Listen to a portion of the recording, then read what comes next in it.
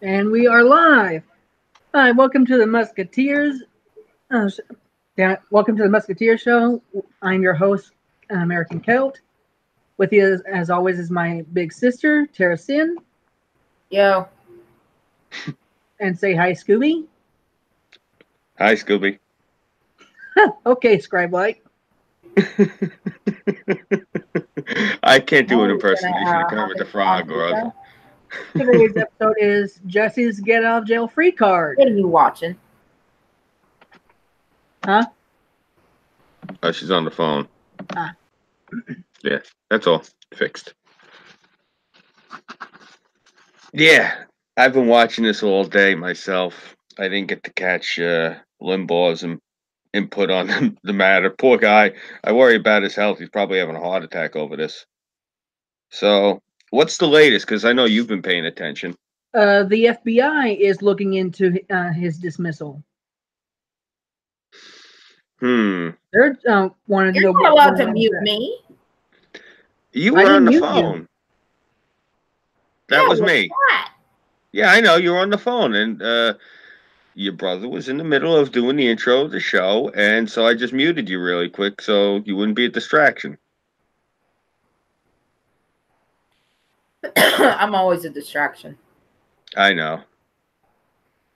So It's all anyway, good. the latest I've heard is that the FBI wants to know about why his case was dismissed. Well, this is about to get really interesting. That's all I'm going to say. Oh yeah. Uh, I'll be completely honest with you. Like we were talking about right before we got on the air, I really wish I wasn't suffering from the seasonal sickness. For anyone curious, I'm also a seasonal allergy sufferer, but because of this particular rare type of bronchitis I have, it actually winds up making me bedridden due to chronic fatigue and anemia-like symptoms. Otherwise, I myself would have probably been cutting videos about all this. But I've been watching this unfold, and I'll be honest with you, I've seen the Amazing Lucas had to cut videos back to back because the case changed a few times today, and then there were more updates. So I mean, everyone's been scrambling to cover this. It's interesting, and I've heard a lot of different theories. What do you guys think so far?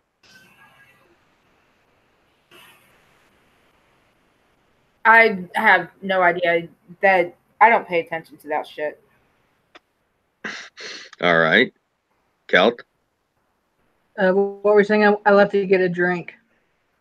Sorry. Vay. What are your theories about what's going on with the Smollett case? Oh, I wouldn't be surprised if it had something to do with his lawyer, who was recently named as Avenatti's co-conspirator with trying to blackmail fucking Nike. Have you heard all of the stipulations? No. All right. Thus far, what has been, it's very blatantly obvious. Here's how it goes. His godmother is Angela Davis, the Black Panther radical and communist. She's famous. You've seen pictures of her all over the place. She used to dress like somebody out of the Matrix, and she had this huge ball afro, looking like a sphere with these two big, huge hoop earrings, and she always used to wear the big black round sunglasses. Um, She looks like a she, Steven. She sounds like a Steven Universe character. if Steven It Universe sounds like character, Kelsey Brown. Huh? she she dressed basically in all black all the time. She was a nut. Her and oddly enough, Tupac Shakur's godmother, Afeni Shakur, were friendly. Afeni Shakur, for those people who don't know, is the woman who blew away the state trooper in Rhode Island and who has been living in Cuba ever since. But I digress. Angela Davis is Jussie Smollett's godmother. And now here's the thing. The woman, what's her name, Fox, the district attorney who let the basically let him go free. It turns out that $350,000 was donated directly to her campaign from George Soros, and it gets even better. It turns out the reason that this woman was let him go was not just they can't really tie anything to the campaign contribution. What they can tie is the fact that she was directly, and they have the Twitter feed to prove it. She was in direct contact with Michelle Obama's aide, who specifically got them to drop the case. Yeah, I heard the Obamas were trying to get involved too. They were directly. Specifically, Michelle Obama. Yeah. So you have. Let's run this by you really quick. Okay, check this out. What you have here is Michelle Obama and George Soros involved with the kid who was in the Mighty Ducks trying to start the second Civil War in America. Basically, by using an imbecile who hired two other imbeciles to fake a hate crime in the blackest city in America outside of Chicago, because Chicago's slowly turning into a ghost town. But the blackest city in America, they decide that they're going to pretend that two white guys just showed up out of nowhere at 2 a.m. in front of a subway, carrying bleach and a noose. Not only didn't they beat his ass properly, they didn't even take his sandwich. That's why I don't believe it. I think it's bullshit because, look, I'm sorry. I've seen a lot of scumbags do scumbag things, and if you beat the shit out of somebody like that, you're going to take his wallet, you're going to take his change, you're going to take his shoes, you're going to take his fucking sandwich, definitely, just to be spiteful.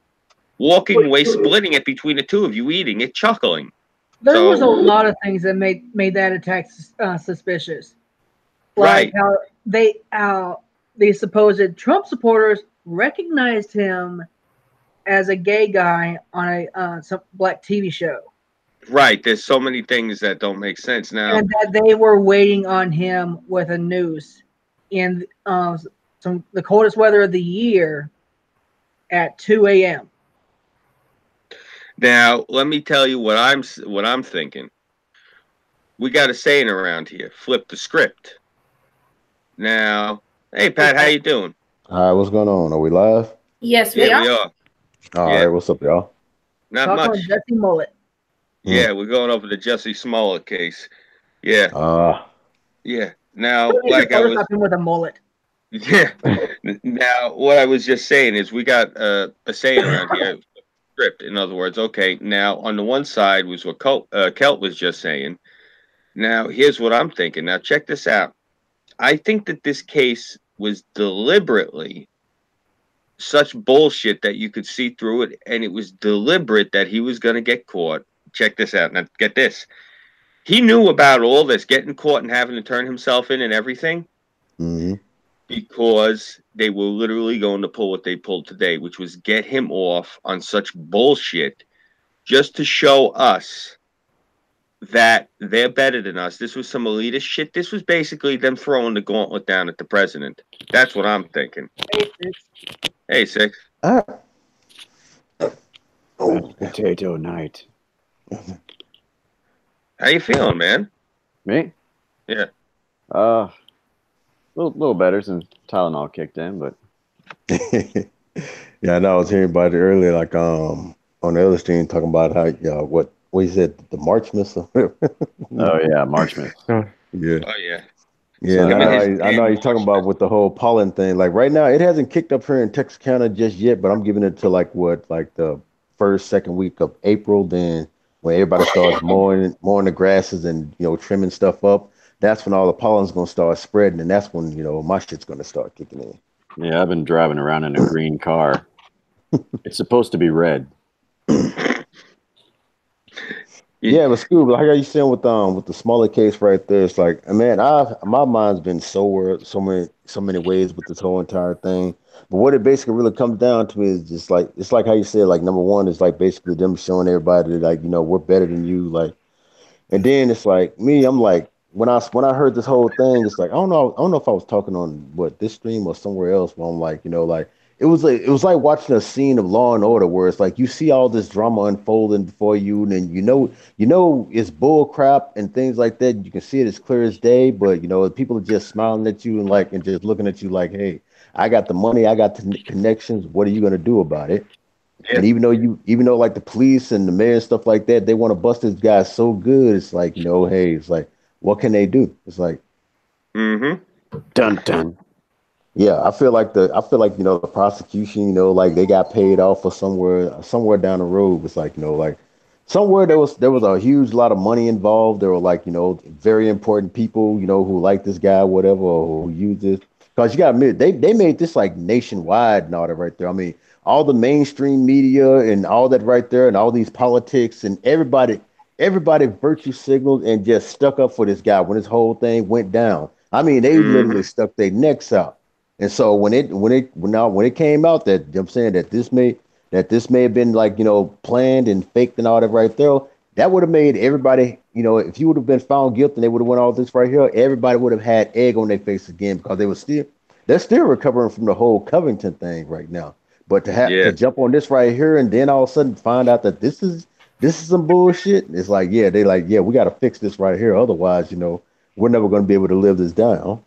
So that's what I feel like. That's what it basically is right there. Him, knowing all the right people, like spending some money and shit like that to make this go away. That's what I feel like it is. It would be interesting if all this results in the incarceration of Michelle Obama. It would be. No, seriously, like I'm thinking about this. There's just so much different shit that's going on. Like, Hmm. I mean, it's just getting more and more shit that you're seeing out there. Like the more and more of the stuff that's coming out. Like, I mean, the past 2, 3 days, everything was coming up roses for the president. Like, holy shit. I mean, I don't know if you guys saw yesterday morning, I woke up.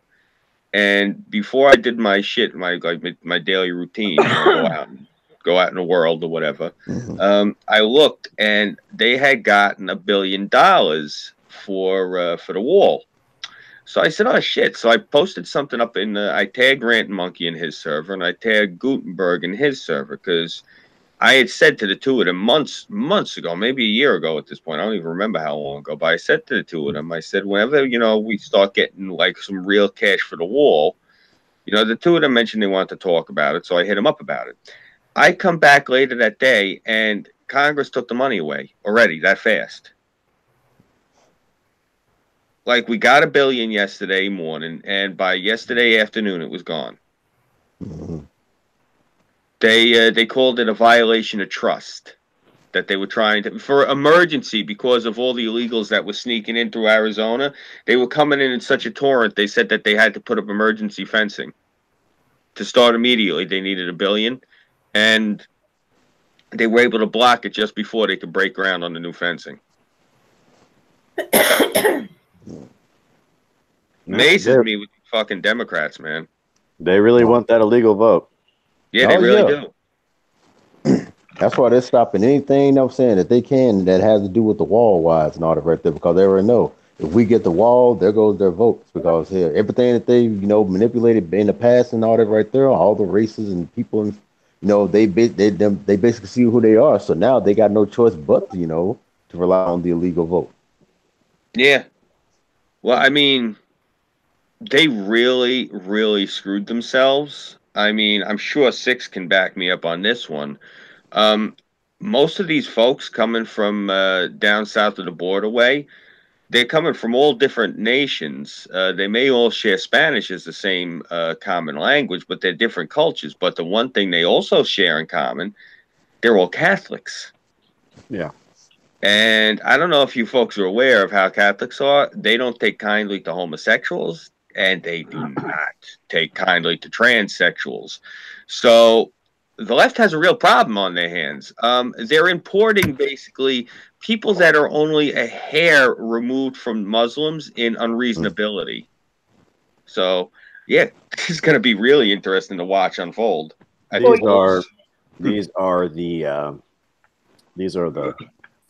putting onions under the bed level Spanish speakers. So Yeah. yeah, they're Yeah.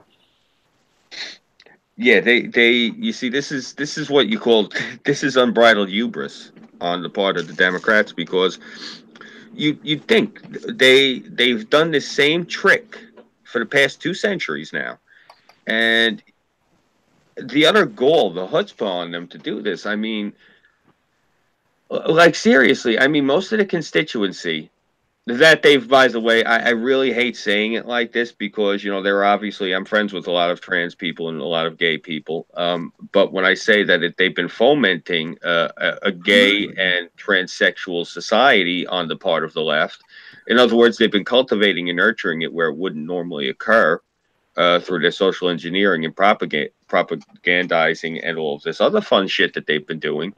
They've already been doing this to on the coasts, majority Catholic and Jewish constituency, which, and Muslim too, which does not, these three people, the people of the book, do not take kindly to anything deviant or that strays from their beliefs. So they're basically cultivating a civil war within their own followers too, which everyone keeps talking about the left eating itself.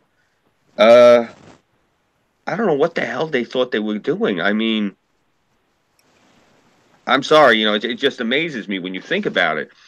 Like, what type of arrogance do you have to put people who come from different ideologies under the same tent and then turn around and I hate saying it when I use the term corrupt, but when you come from a rigid belief system and you're trying to make their children do the polar opposite, I can't think of any other name for it.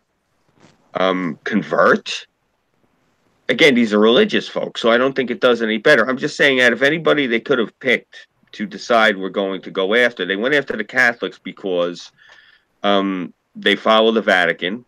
They follow basically one unified belief system, and because Catholics multiply like rabbits. That's probably, and because they also tend to just be it's a religion of impoverished people. It just, and uneducated and illiterate people. Again, I'm talking as somebody who comes from this stock. It's not like I'm throwing stones.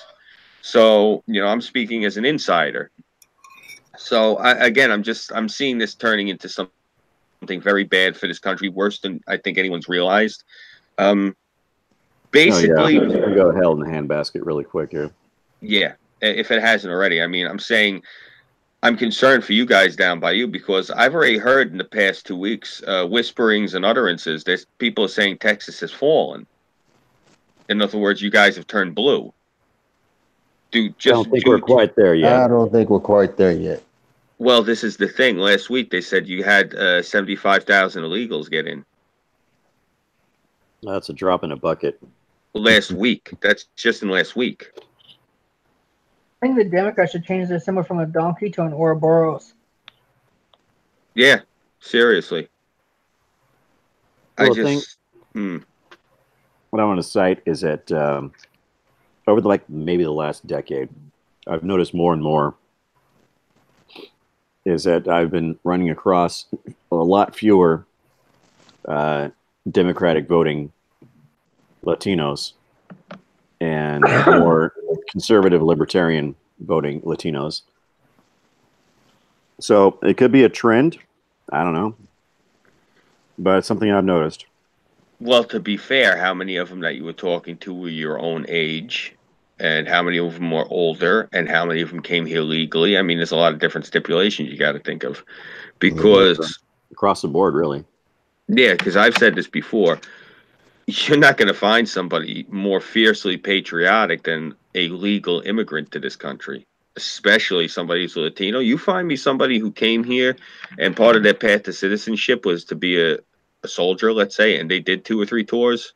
Yeah. Yeah. I already know someone. It's my ex-fiance's dad. Yeah, that's what I'm saying. There's people like that. I mean, here from Puerto Rico, and part of his citizenship was joining into the army.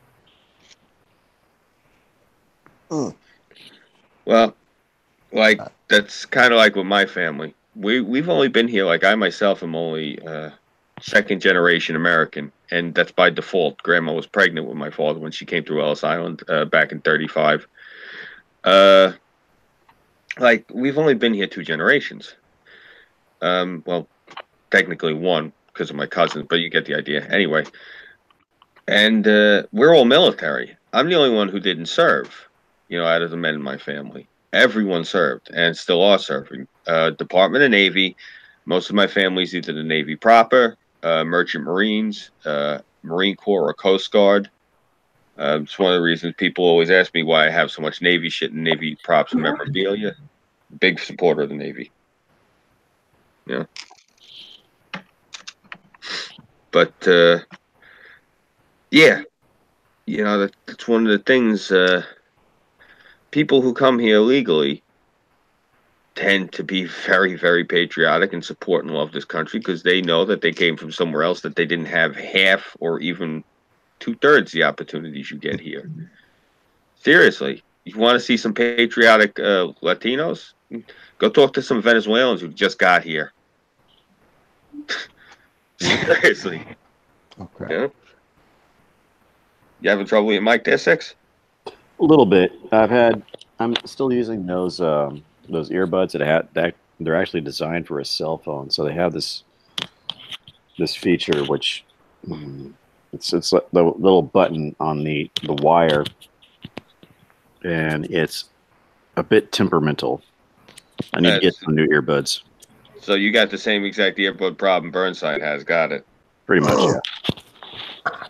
Cool. The two of you should do a stream together. We'll the Rice Krispie stream from the way the two of you are snapping and crackling. Yeah, it's the Ultron stream. That reminds me. What were you saying, Pat? I'm sorry. No, just said, but it's like, a lot of things have just been going crazy as of lately, man. Between the Smollett stuff right here and everything, hell shit. And the legal problem basically getting out of hand because, like Democrats don't want to do anything about it when everybody else is trying to. They know we need a wall, but it's like they know if we get the wall, they're going to votes and shit like that.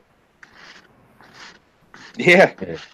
I hate saying it. These elitist douchebags don't realize their votes are going bye-bye anyway.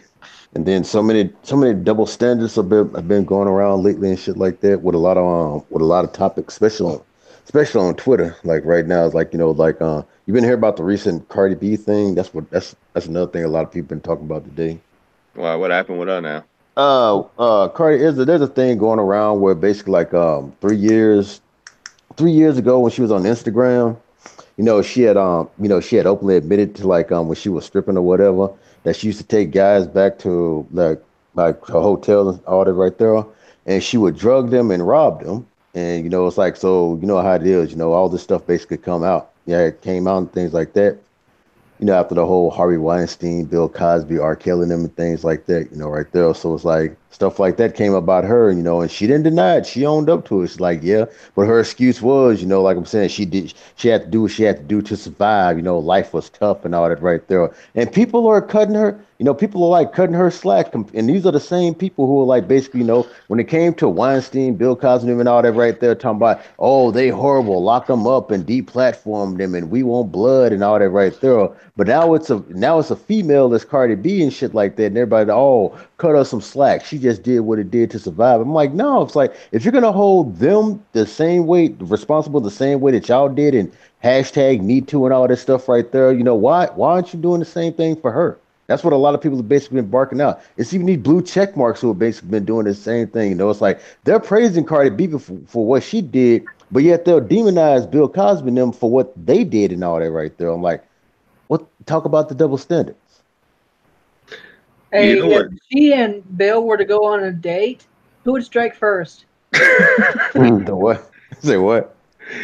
If Cardi B and Bill Cosby were to go on a date, who would strike first? my it would be Cardi, because hell shit, Bill's old and she want these little young thottish motherfuckers.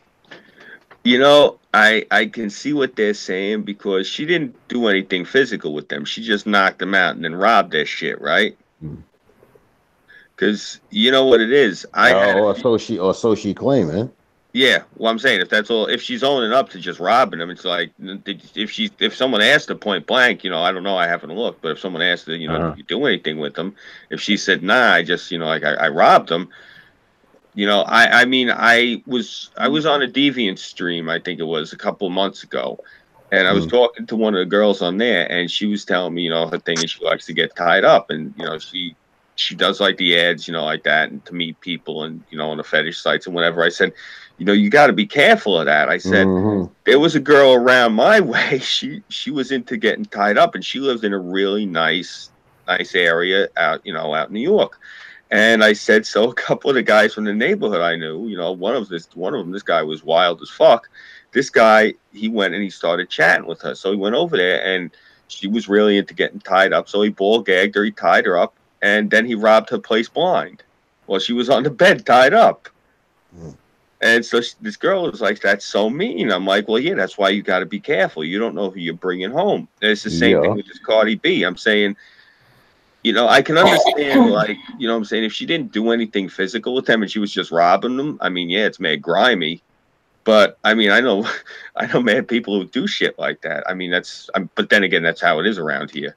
So I'm just saying, like, I can see, like, what they're saying. Well, if she wasn't touching them, you know, if it wasn't sexual, if it was just on some robbery shit, well, yeah, but that means there's plenty of people now that can come forward and be like, yo, she robbed me, I want money. But the thing is, like, that's what I'm saying, you know, it's like how many guys are going to actually, you know, like, you know, be one of those types right there, you know, to come out and openly admit, like, yeah, I fell for this bitch right here and she robbed me. And it's like, I think that's another thing that they're really relying upon. Like, that would be a trip though, man. If you know, if a crap ton of guys just came out, you know, and just basically said, yeah, I was one of these Cardi B victims and all that right there, you know, even though, like I said, they'll get the freaking internet shame and all that right there, like, you let this woman, you know, rob you and all that shit right there. It's like, but you know, just look at everybody who came forward when it came to these guys and all that right there, you know, like it's like, you know, they got praised and all this right here and everything. Even though I feel like a lot of them were just lying through their goddamn teeth because they just want the attention and the money. But it's like, you know, but would the same thing fall on Cardi B? I seriously doubt though, because like I said, you know, the JJ privilege. Well, you know, as somebody who's spent a lot of time around exotic dances in the security capacity, so I saw many an evening where there would be some wild-eyed son of a bitch come running up in the bar because he got rolled, and he got rolled hard. I'm talking like rabbit-eared pockets, nothing left. She took him for everything he had. So I'm saying if she burns some guys, I'm sure there's some men out there do not care about internet shame. Because I'll tell you right now, depending how much she took him for, I mean, if she took somebody for like a lot, yeah, I would have no problem coming forward and be like, she robbed me, you filthy bitch, I want my shit back. I'd start screaming at the camera. Yeah. You know, I mean, that's just me. 2.0. Yeah. Seriously, like I'd not shame any of those men. I'd sing nothing but their praises. Like, good for you. Yeah, I wouldn't, but you know, but you know how the internet is. Like I said, they so full of fucking double standards. You know, oh yeah. If it's a woman and you fell victim of this, oh, you poor thing. But if you're a guy and you fell victim of this, ha ha ha. You know how these jackasses are. Oh, that's incels anyway. Who gives a shit? They can't get laid if they had a fucking 50 hanging out their zipper. And that's why I say, you know, like me, it's like, you know, hell, I'm saying guys who be falling for this stuff, I'm like, man, come on now. These people are fucking strippers and exotic dancers and shit like that. They do this shit for a living, you know. Hell, stop trying to fall in love with these motherfuckers and doing this and doing that and thinking that they're gonna promise you all that right there. Is like, you know, these women do that, they dance and they do this stuff for entertainment, you know. Hell, well, some of them was, you know, some of them are crazy ass sluts and they'll do anything for a motherfucking buck. But the majority of them are just like, you know, hey, this is just my job. Once I'm out of here, you know, shit. Yeah, most of these girls, I think I had said it once before, most of these girls, the term I use for them are bro chicks.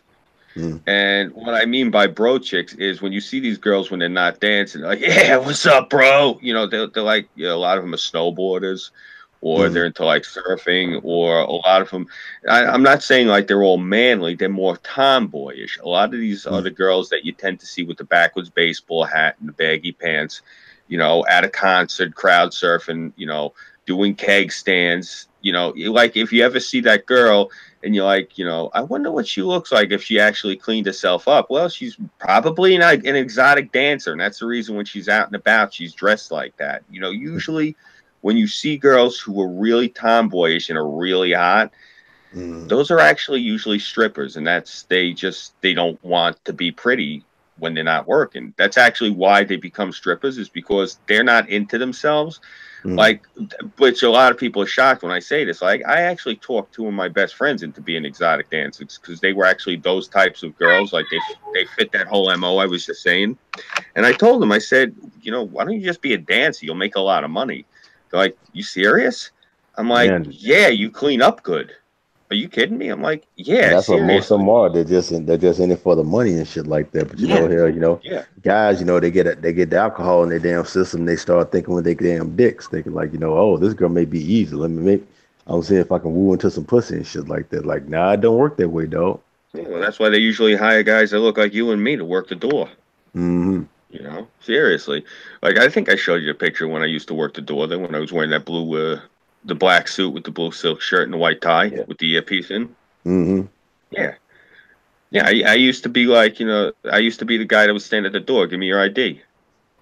I mean, I didn't like working with the dancers just because, and I've said this, 9 times out of 10, you didn't have problems with the men. Believe it or not. It was and when I say the women, not just the other dancers, a lot of these girls tended to just, for whatever reason, be lesbians. And you get their lesbian lovers coming up there. I mean, these women were fucking crazy. Holy shit, like crazy. Like, I remember one time I wasn't working at this one joint. Like, I didn't really work at the strip joints. Like, there was a few times they'd be like, yo, Scoop, can you fill in? People who work security who knew me. I'm like, yeah, all right, sure, I'll fill in for you one night or two. This one place, I never worked at this one place. It was the big place. There was 3 places out here all owned by the same guy.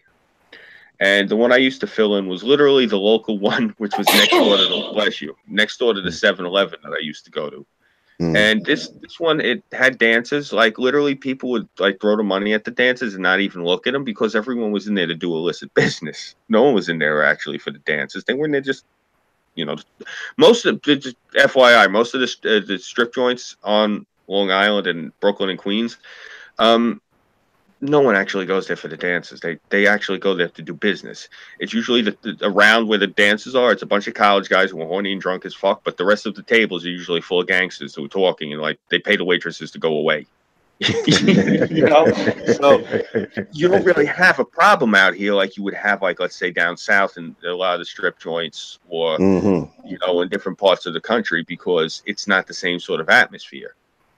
Yeah, because I think for St. Patrick's Day weekend, me and my cousins, like I said, we went to damn Pandora down here in like Dallas. Oh shit.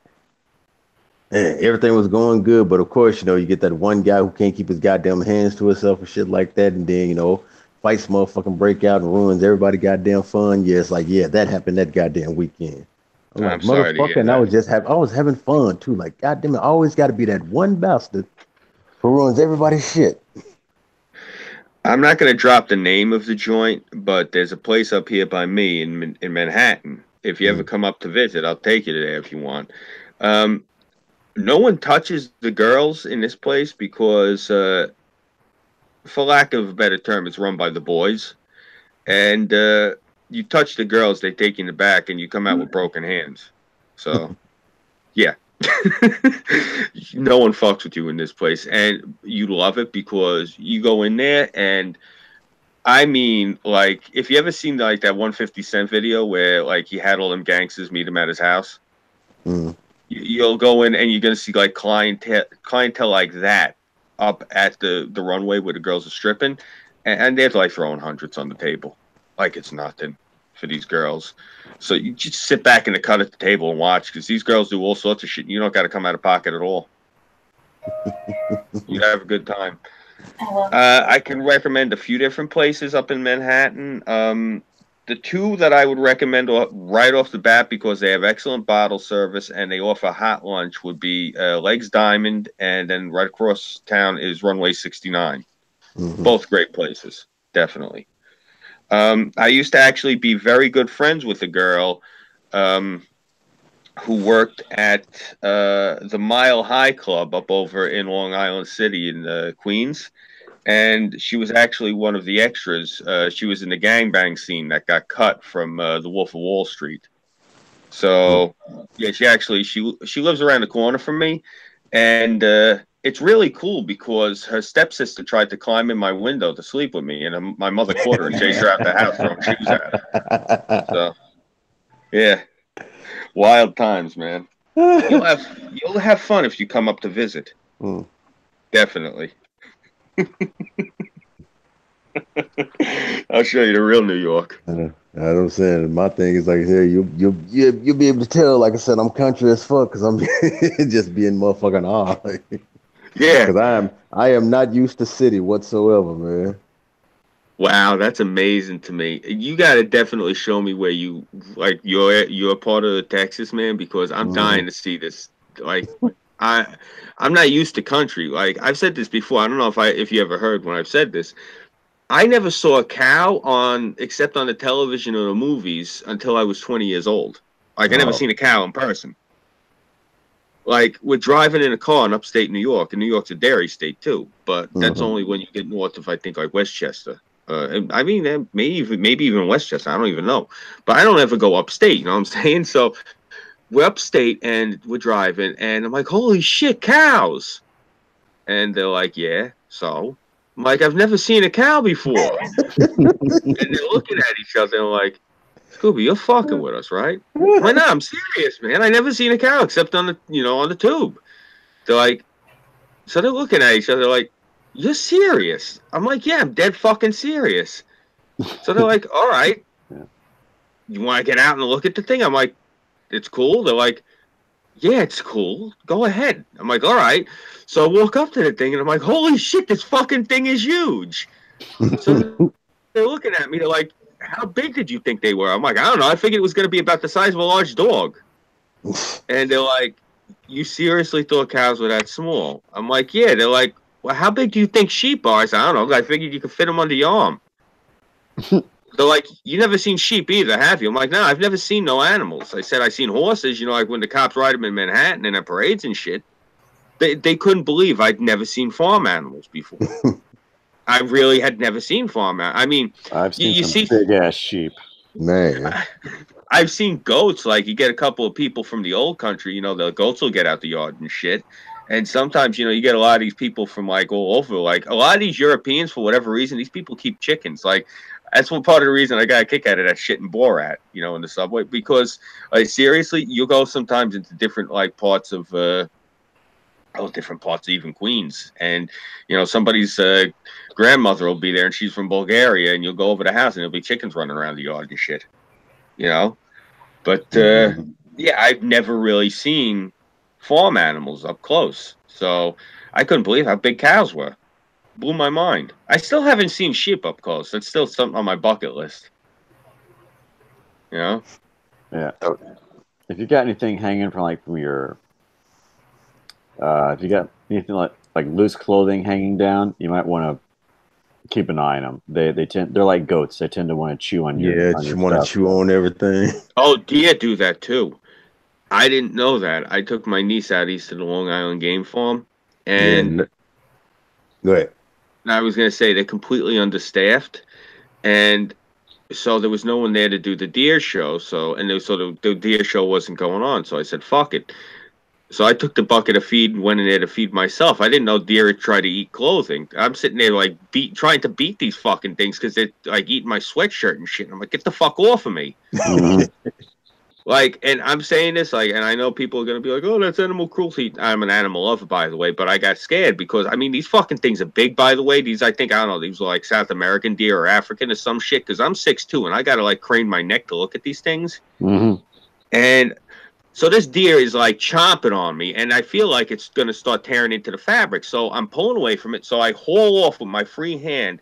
My right hand too, which is I got a strong left, but I got a good right. I haul off and I blast this deer. I thought I broke my hand. I didn't even stop the thing in mid chew, like it was nothing. that's when you realize human beings are frail as shit compared to other animals.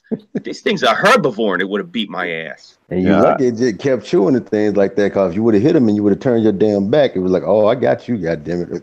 Yeah, deer will throw down. Wait till you turn your motherfucking back. Yeah. Years ago, when my back was still good and I was still weightlifting and I was working up at the landfill and working, you know, at the restaurant. So I was in fucking diesel shape at this point. So I hauled off, bro. It didn't even blink. I think maybe it twitched its nostril, like to say "fuck you," you know. Seriously, I mean, I got mad shook. I gave this deer respect when I'm looking at it. Like, wow, like I just hit this thing and I think I broke my hand and it didn't even flinch. Yeah, you know? it's like the same thing with sheep.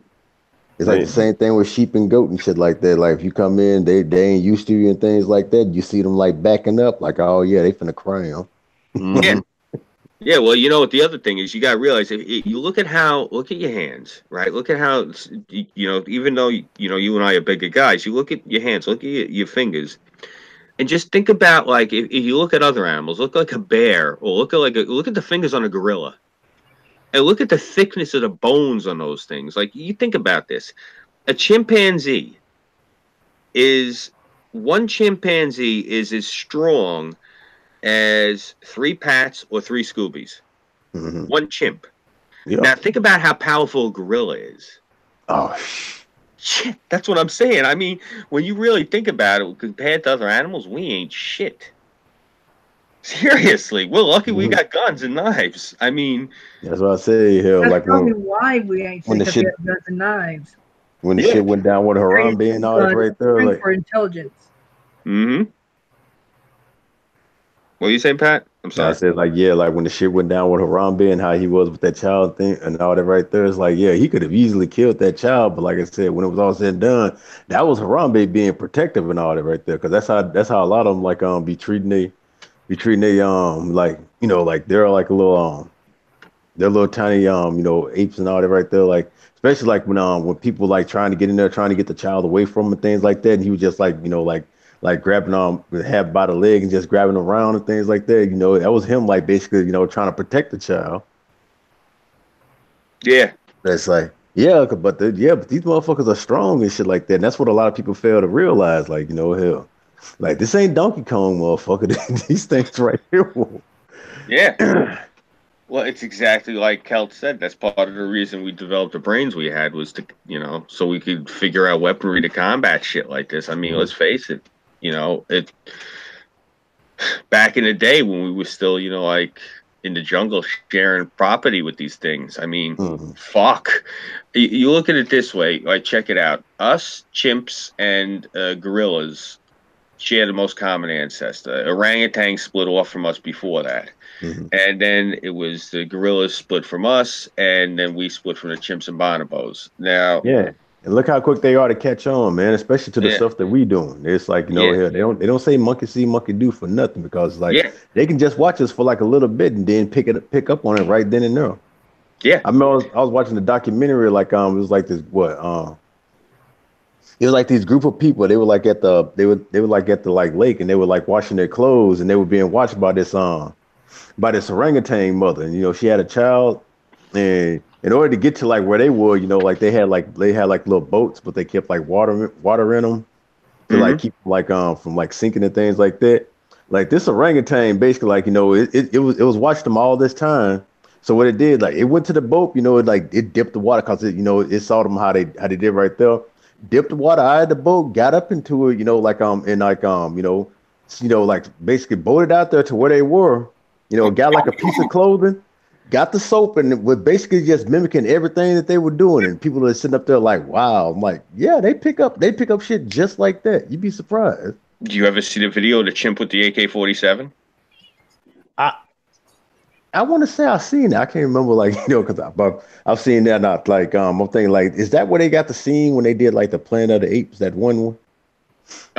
What they did was this. I don't know if it's computerized, but it looks legit to me. These soldiers are drinking and they think it's funny. They give a gun to this chimp, and the chimp actually figures out how to use it.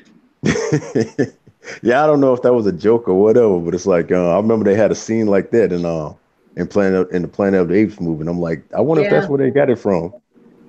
the one that got what's her name fired from her show. Mm. The Who one got that fired from this show? Yeah, she said that some Obama aide looked like one of the chimpanzees. That was Roseanne. Roseanne. oh, Yeah, Roseanne. Roseanne.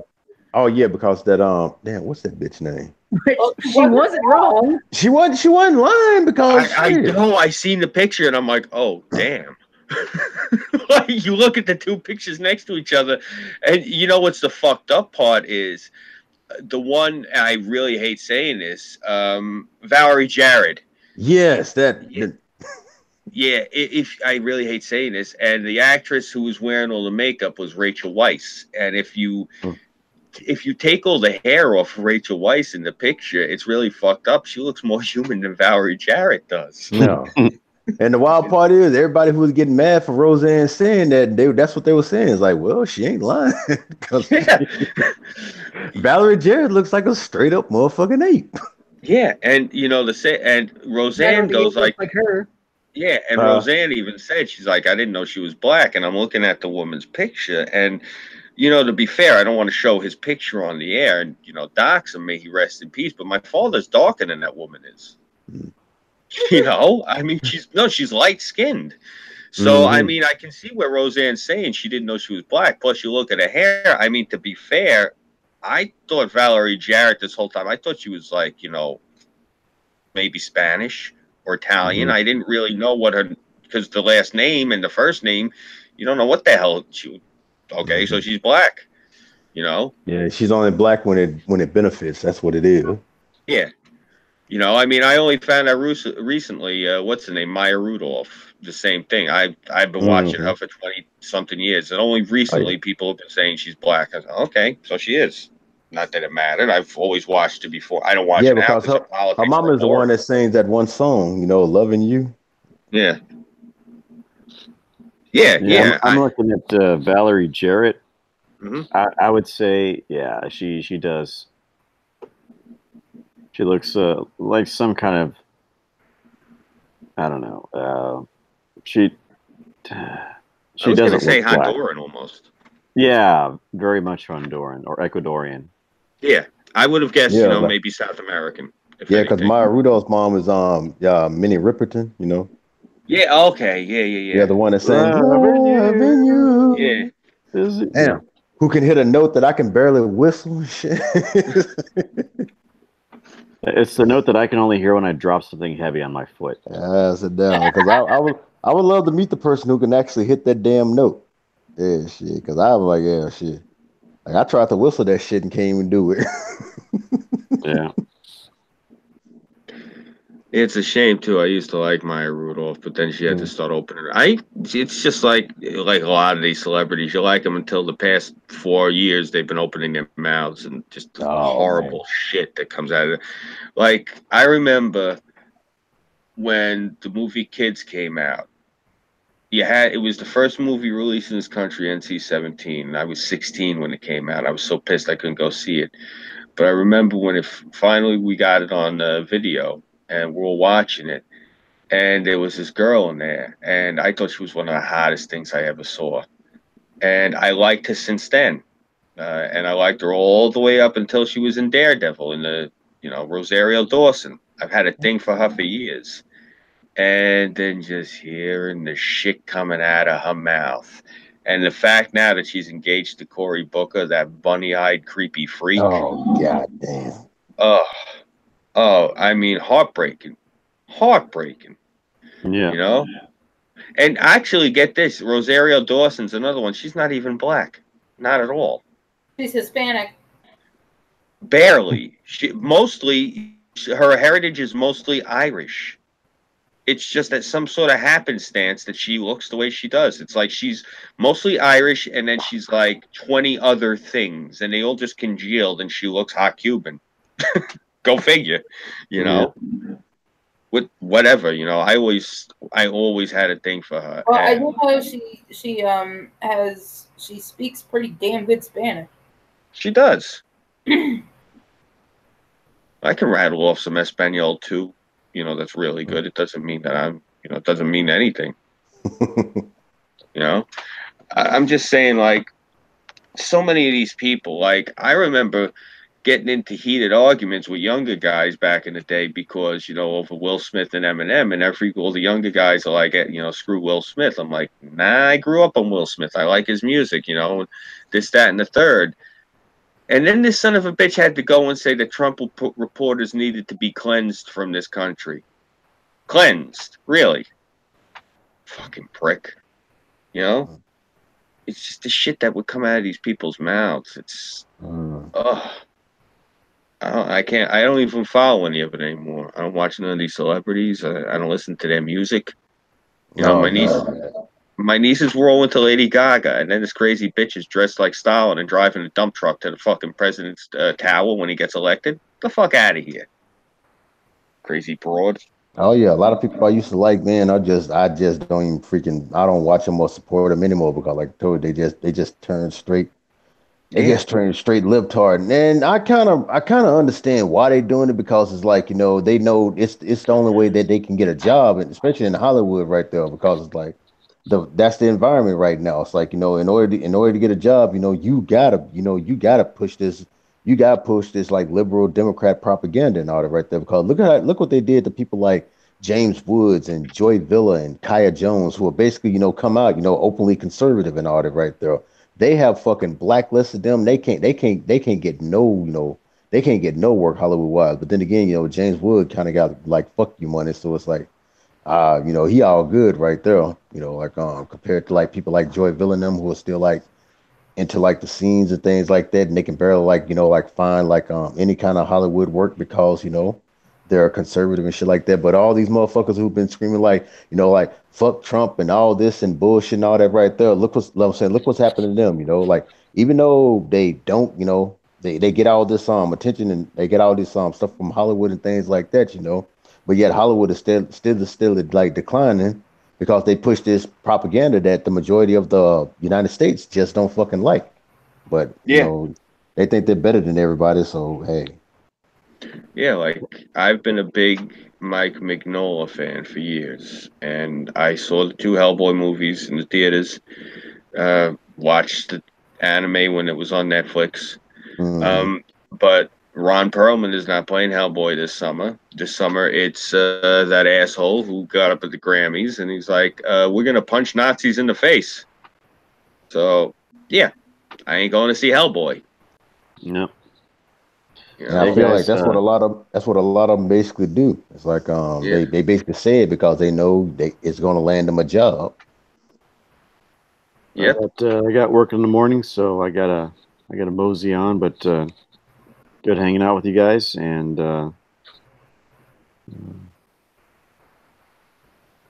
well, I guess that's yeah. You could give Hitchcock lessons in suspense 6. Yeah, I got the brain frog going on right now. So yeah, I'll take it easy. Yeah, you got it, bro. Be good. Feel better, man. I'll try. Yep.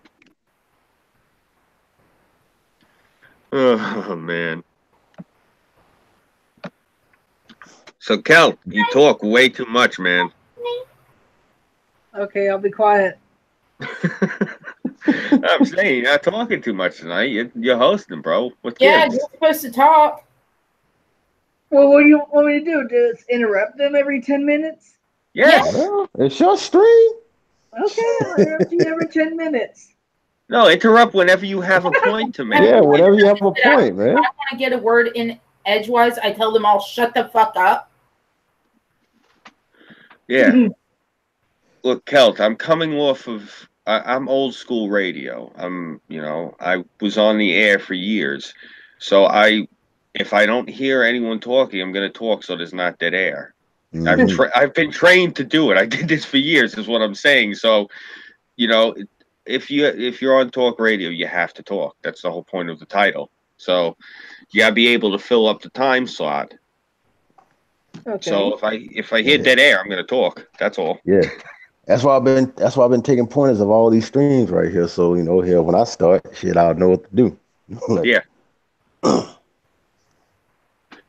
Well, the trick is the best way to entertain the audience, and this is no disrespect to the audience, but the best way to Hmm. entertain the audience is you pretend that they don't exist, and you actually just concentrate on the guests, and you have a dialogue with them, and usually if it's usually the conversation is going between one or two people or Hmm. three or four depending on what the topic is, and usually the panel is not all engaged at the same time, so usually most of the other members of the panel are reading the chat anyway, so if there's anything good going on in the chat they'll bring it up. Usually Tara keeps on top of the chat, things of that nature, or Kelt will be watching the chat, so basically that's the best advice I could give when hosting a stream is just engage with the guests, and when you see an opportunity then you ask, is anything going on with the chat, or if there's something really good, like Tara and Kelt have interrupted me in the past to let me know something's going on in the chat.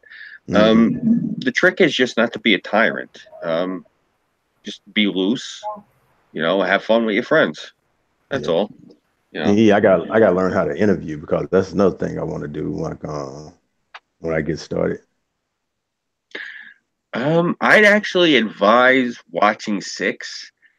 Watch some of his videos. He's got a natural candor for it. And the other word, I'd tell you to watch Dave Rubin, but Dave Rubin basically he's set the standard at this point, and I don't want you to put in that much work right off the bat. You're better off watching Six. Six plays it really No, it's loose. like I'm gonna have to Yes. start crawling before I even try to Yeah. run, man. That's Yeah. my thing right there, you know. Watch how Six approaches it. He's also lucky, Six. He knows a lot of good people who are good interviewees. That's the other thing also. Um, you should watch some of the other people that we know that have done interviews with people and see who's good to interview. And Yeah. also there are people that you're friends with. Interview your friends. Mm-hmm. Because I know People that's that the biggest thing. That's the biggest thing I'm gonna have to do is like I'm gonna have to start out at a very slow pace, and then once I get used to it, then just up and up and up and up right there, you know. Like shit. yeah. Like a lot of people like to come out and know what I'm saying, swinging for the damn fences, like, I'm gonna be an overnight success and then realize like, no, I gotta put some goddamn work in, and get myself out there. You want me to give you advice right now who I think you should be who should be your first guest you should interview? Mm. Monkey. Oh yeah, Monk Serious. and them, like I said, they told me, like I said, when I get started, like I said, they'll be on whenever they can, things like that. And like I told you, that's been another thing, like cause the whole live streaming like environment, man, it is saturated, man. It's like, Yeah. I think the only time you really have enough time is like basically in the morning, but during that time, I'm at work. So it's like I got basically like the afternoons. I ain't trying to stream in the damn evening because the evenings are they just shut down. It's like because all my favorite YouTubers are basically streaming in the evening. It's like usually like right now, it's like I think it's like starting with around 7 o'clock. I think you had like what about 6 people who I like watching, in live stream at the same time. So I had to really like pick and choose. Like I said, I had some dumb American them, then I had them like Random Monkey, then there was Matt Christian, then there was fucking Roman Millennial and them and all that right there. Then there was I'm like, God damn, everybody's like fucking streaming and shit like that. Like, who the fuck do I watch and who the fuck do I attend? And then it's like, like when I was watching that right there, then Tara calls me up. So here I am. So, Yeah. Well, it's like, yeah, it's been a popping Wednesday. yeah, it definitely has. Well, the reason I suggested Monkey out of anybody, I've streamed with I've been fortunate to stream with a bunch of the people you've named already, Mm-hmm. and out of anybody, I think out of the gate would probably be not only the most interesting guest, but the most relaxing, the most disarming, and probably, and this is no disrespect to you because it's going to be your first stream, probably the best one to help you carry it if in different parts would probably be Monkey. Mm-hmm. um, See, that's the thing. I could. You could probably get the same thing with Satsu, but I haven't streamed with him too much. I've maybe Yeah, streamed with with him Satsu, it's twice. like I'm saying, I'm gonna have him on a whole lot of gaming streams when I want to talk about Right, games because I know right. he gonna be the main one. Like I said, he can Yeah, give me like the PC version of gaming since I'm a consoler and shit like that. And I know a lot of I know that's heresy and shit like that to PC gamers, but I don't give a fuck. I got you. Well, yeah, it's like when I talk games and things like that, Satsu is mainly one of those people who I'm going to be like talking to, and of course, Tara gonna be showing me the ropes when it comes to a whole lot of things. Yeah. Well, I mean, if anything, fuck, if you even want to do like six, he did his pilot episode of Do with me because he knew I was old hat at it himself. Hmm. If you decide you want to do a pilot one with like no frills, none of like the intro music or the outro or any of that shit, just as a test run, I got no problem. I can give you a hand with it. I've done this for years. Yeah, it's like So I'm gonna be doing a crap ton of test streams before I even try to yeah, go like legit. all Because right, yeah. If you want, I know my first one. I'm saying that's gonna be the main one that's really gonna have to pop off. all right. If I'm down, if you're interested, I could do a test interview with you. I Mm-hmm. mean, you can tell I have good candor, and I can bullshit the ears off a brass monkey. So if anything, I can help you fill time. Yeah, I got no problem doing a fill in. It can help you polish and hone things too. Like you can. You want to do it where it's just like a flat one-way interview where you just ask questions and get answered? Or do you want to have like interjection or debate with guests? You Hmm. can really feel out your style. And plus you can do different styles with different guests.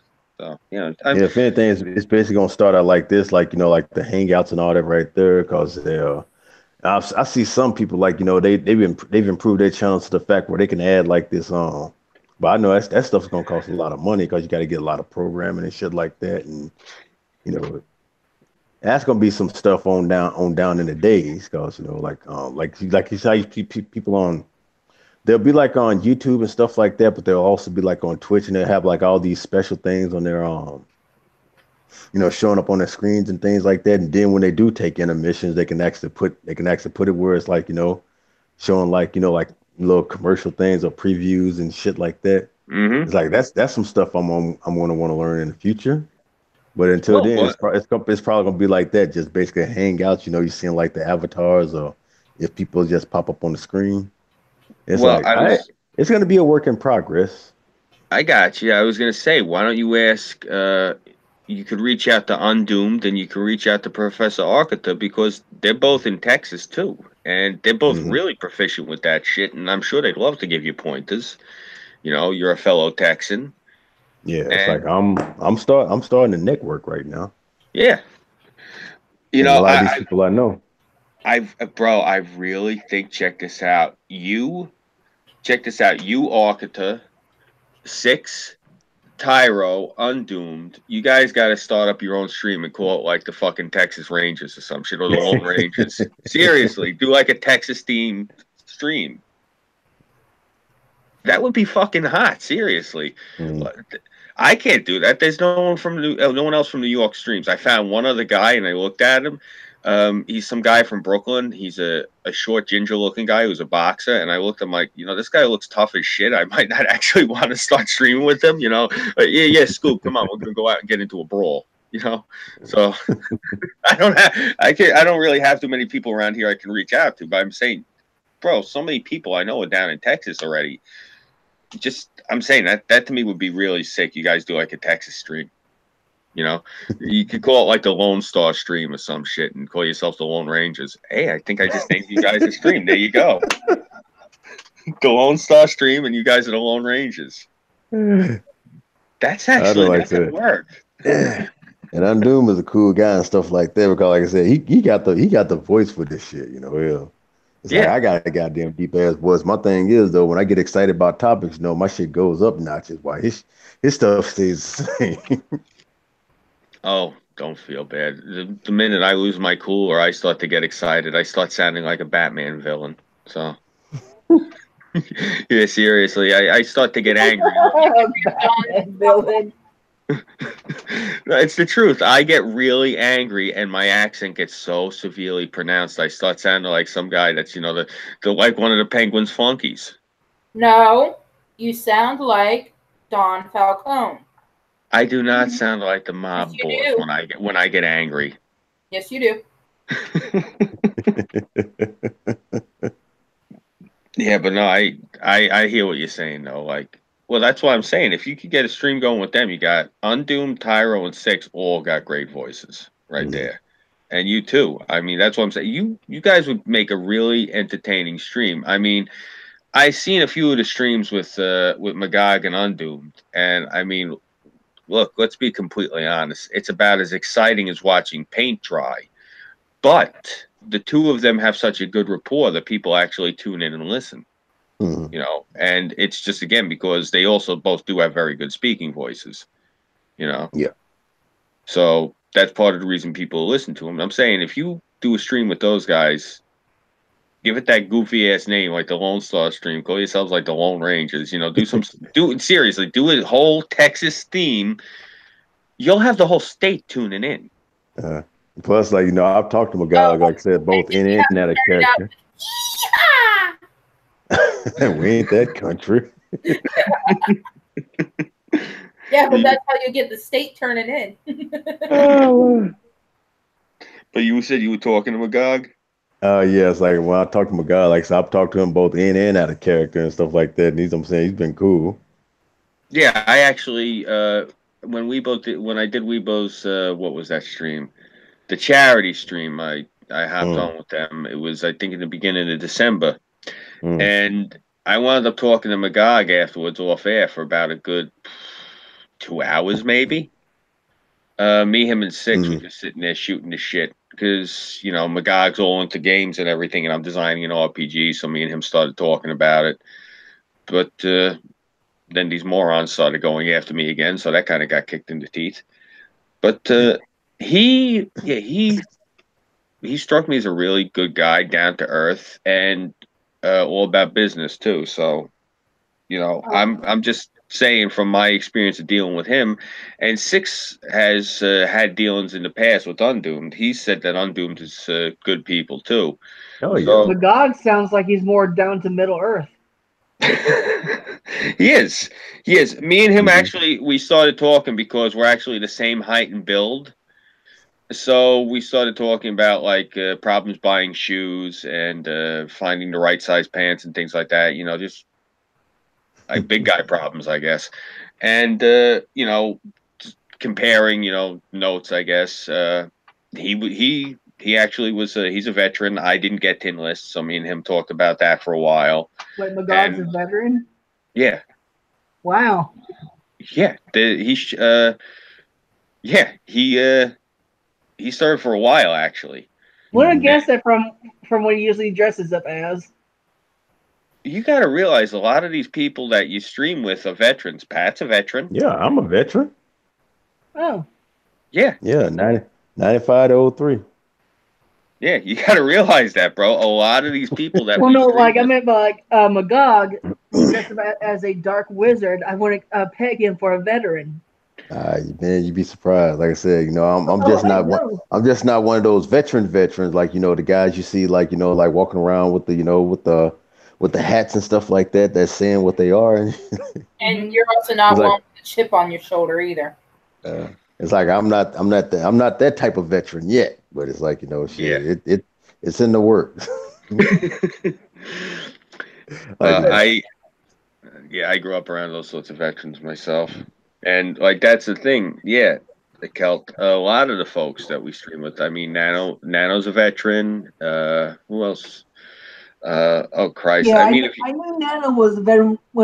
After so like you were saying that he's been in Venezuela for the past 7 months. Yeah, and I mean, Sir Wolfie was a veteran.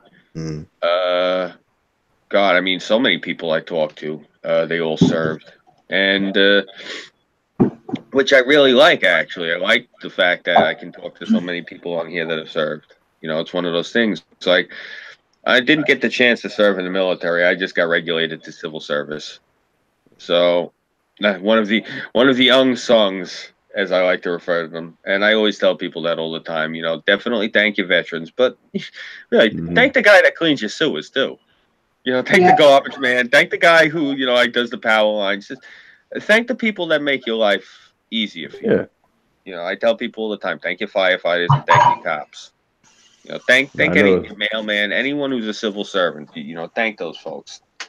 I know it's like I got a video on my channel where it's like I was like 2-3 o'clock in the morning, it's raining, it's crazy and stuff like that. You got like You got like people from the electric company coming out, like trying to fix the power lines, and they cutting down branches and shit like that cause it. And I'm saying it's like, these are the type of people right here who never get, who never hardly get praise and shit like that. And I'm saying, and these are the jobs that, like the feminists, they always crying about equality and shit like that, but you'll never pay none of them uppity ass motherfuckers to do some of the stuff that they be doing.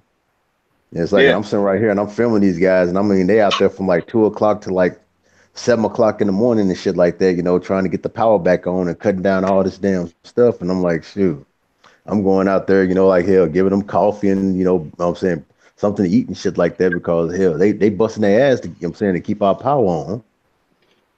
And I'm like, yeah, we're a feminist when shit like this happen.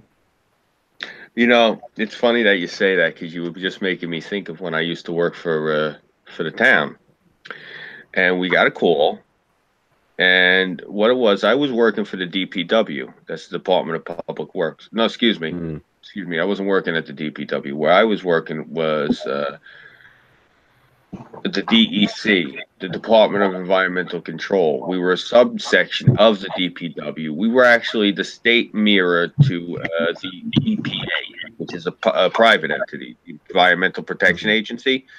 They're government sanctioned, but they're actually private. What we were actually we were subordinate to them. It's complicated, but long story short was we were the garbage men. We were the guys that actually went around, like most people throw out trash, but then if you got to get rid of like a TV or a barbecue or a mattress, you call special pickup. That's the department I was in. Now special pickup usually picks up on, I think, Wednesday. So the rest of the week we did whatever odd job shit the town would throw at us. So we get a call one day after this huge hurricane, and what it was, the DPW, was it DPW or was it highways? I think it might have been highways. They were out of the traffic horses, which is the wooden thing. For those guys who are listening, it's the piece of wood with the two brackets on it that you use to block something off. Police sometimes use them to block off crowds, whatever. They didn't have enough horses to block off the streets due to the amount of tree damage and wires that were down. So they had us going over. They had us standing there acting as the horses and waving away traffic, because that's literally what they had us standing there doing all day while they were cleaning off the street. They had me and one other guy standing on one end of the street and two other guys standing on the other end while the tree crew was working. And I know this. I have it memorized very well because I explained this to every yuppie that came down the street, wanting to know why we were blocking the street and why we weren't moving out of their way. And I was explaining to them why we were standing there and we were blocking the trees, and they wanted to know, well, why am my taxes paying for you to stand here? Why are there no horses? And I explained to them, we don't have the wooden horses because we have a shortage. There's not enough trees. They want to know my name so that they can report me. Why am I being reported? Because I'm being uppity. So, yeah. That's how they appreciate it around here. They didn't like the fact that, because when we weren't standing there, and I seen so many, I hate saying it, it was all women that did it. Like, we'd walk away for like whatever reason, like we were clearing the branches, and they'd come peeling down the street and they'd see the tree crew there. So what do you think they do? Drive as fast as you can between all of the workers. That way you can get through quickly without getting hit by anything. That's what they would tell us when they would slam into the branches, and we'd ask, why did you do this? I fucking hate rich people. Not because they have more money, because they're complete assholes. You know? And you're like, God, this. Yeah, I don't know if I had said this once before on the air. I did say it on the air before. Where I drop my wife off in the morning, it's a neighborhood in Long Island. 99% Democrat, all of them like progressive liberal screwballs. And there's this one corner, and I watch this every morning, and I chuckle to myself. And it's a crossroad corner. You know, the street goes in all four directions. And on one of the corners are the tribe of yuppie larvae, their children, standing there waiting for the bus. And on each of these streets is a crossover SUV sitting there with the lights on watching the kids. And not one of these fucking yuppies has their hazards on.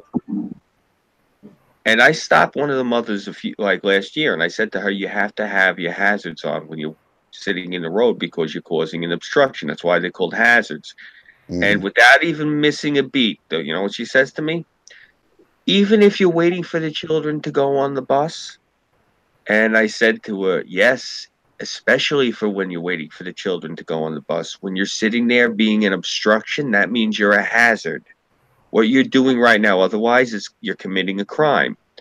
Now, this is why I don't like these disingenuous motherfuckers, because I'd be coming from like a block or two away, and she'd look over and see me, and then she'd turn her hazards on. And then when I was going, I'd watch. I'd get a block away, she'd shut them off. What the fuck are you trying to get over on me for? You're breaking the law, lady. Someone's going to slam into the ass of your car. You're not getting a victory. You know, I know it's a long-winded story, but I'm saying it to emphasize a point. That's the mentality of the people that you're dealing with. Just think about it. Won't put her hazards on, but will put her hazards on when she sees me coming just to silence me. Why? What is the point of it? There is no point other than the fact that she's getting over. It makes no sense. That's why they're crazy people. You gotta be. Rich as fuck. Oh, we're gonna go for socialism because we're guilty. We have a guilty conscience. The fuck out of here. Seriously, that's how they talk too. When you talk to my wife's brother, he's one of those people. He's like, he says to me, "Oh, Scoob, so you're not feeling the burn, huh?" No, I'm not feeling the burn. You sick asshole. I guess you don't get along with the in-laws. Oh fuck no. My in-laws are the reason I became a Naked Ape fan. Seriously, his two Bernie takedown videos. I told this actually. I asked Dongwave to tell Ape because Ape's got a day job now. I told him, I said, if you get the chance, let the guy know. I am truly, truly very appreciative. His videos helped me destroy Thanksgiving. Oh, you have no idea. You have no idea. Bro, not only do they don't just like Bernie, they were his regional campaign managers here. Oh. Yeah. Yeah. I wear my MAGA shit with pride when I show up. Got no idea. They fucking hate me. Holy shit, they hate me. I give their kids flags as gifts. I'm one of them. I say it in front of them too when they grind their teeth. I'm like, don't worry, I'll make Republicans out of you kids yet. You should tell them, like, for Christmas that you were going to get them a Bernie Sanders action figure, but he sold out.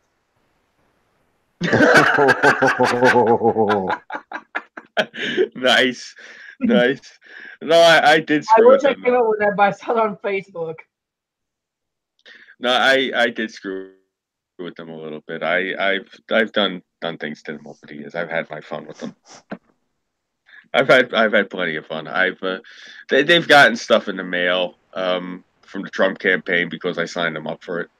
You know, they were getting like, well, like I would ask the Trump campaign, you know, when they say, "Do you want free stuff?" So they were getting like every day like clockwork. They would get, you know, bumper stickers and Trump pins and badges in the mail and shit. And they never figured out where it was coming from.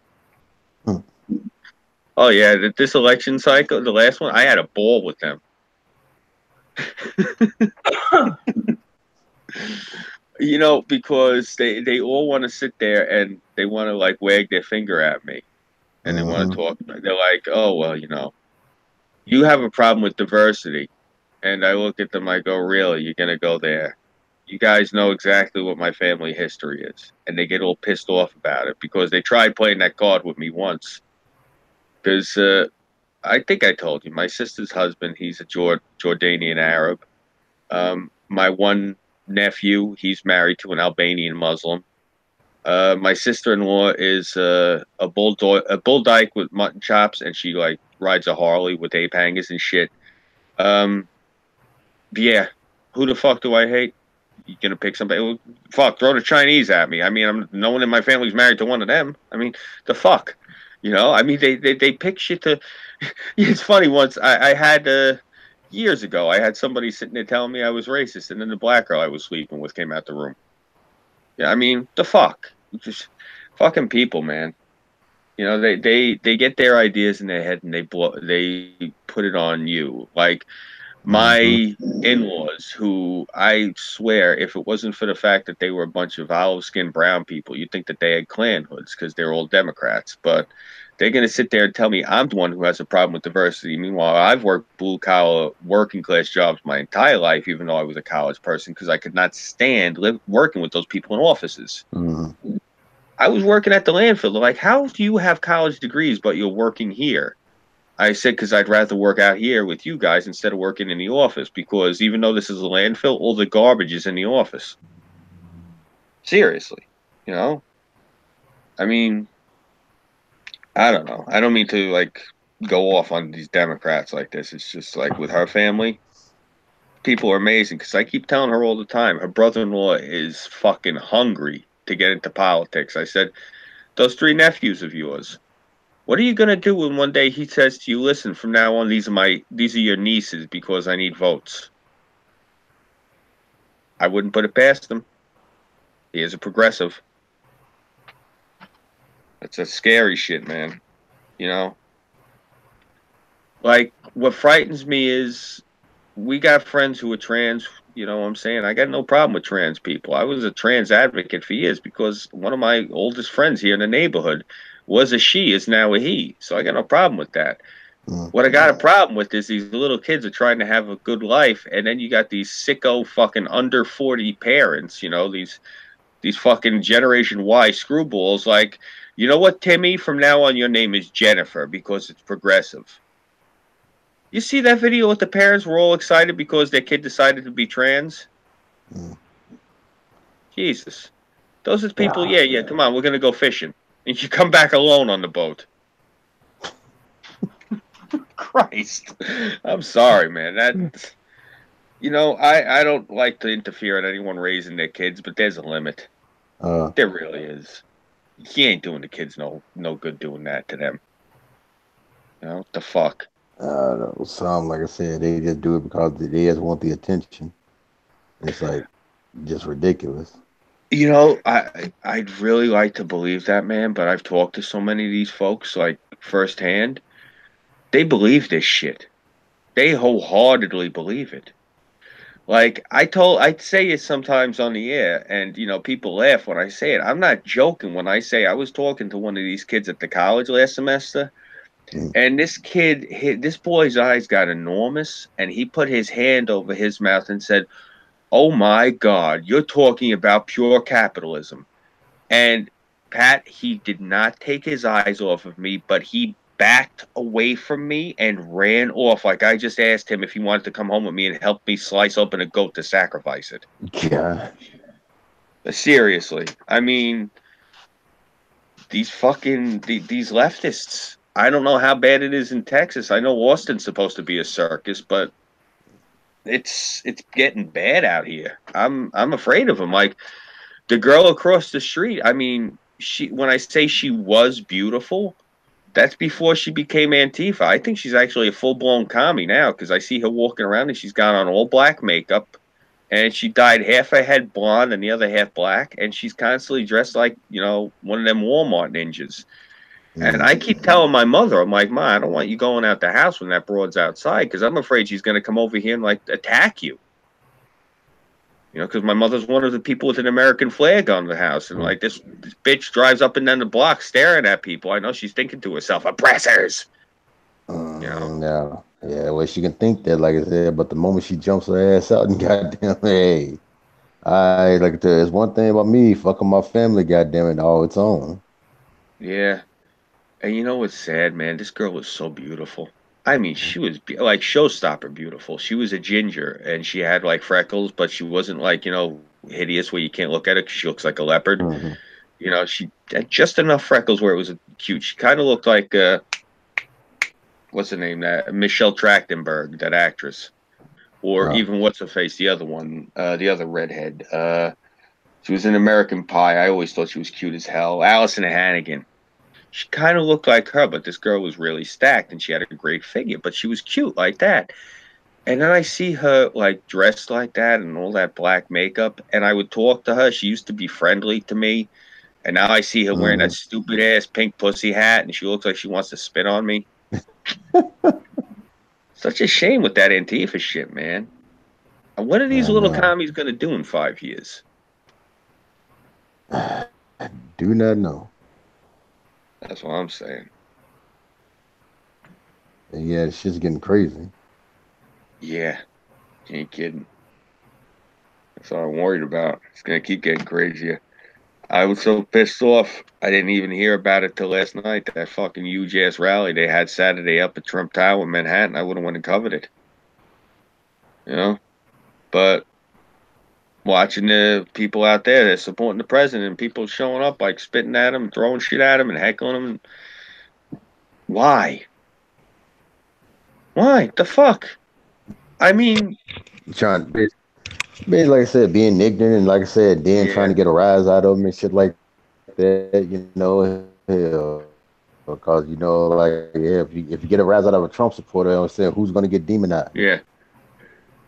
That's what be working my nerves right there. Like these fuckers be coming on me and be physically assaulting everybody and shit like that, but they don't say nothing about that. But the minute I'm saying the Trump supporter retaliates and knocks them back that they goddamn head, then they're the ones who looked at it like, yeah, you're roboting a little bit there, man.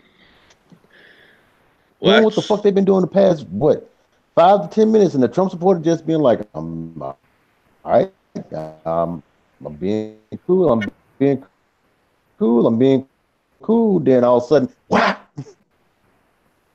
All right, am I good? Am I good now?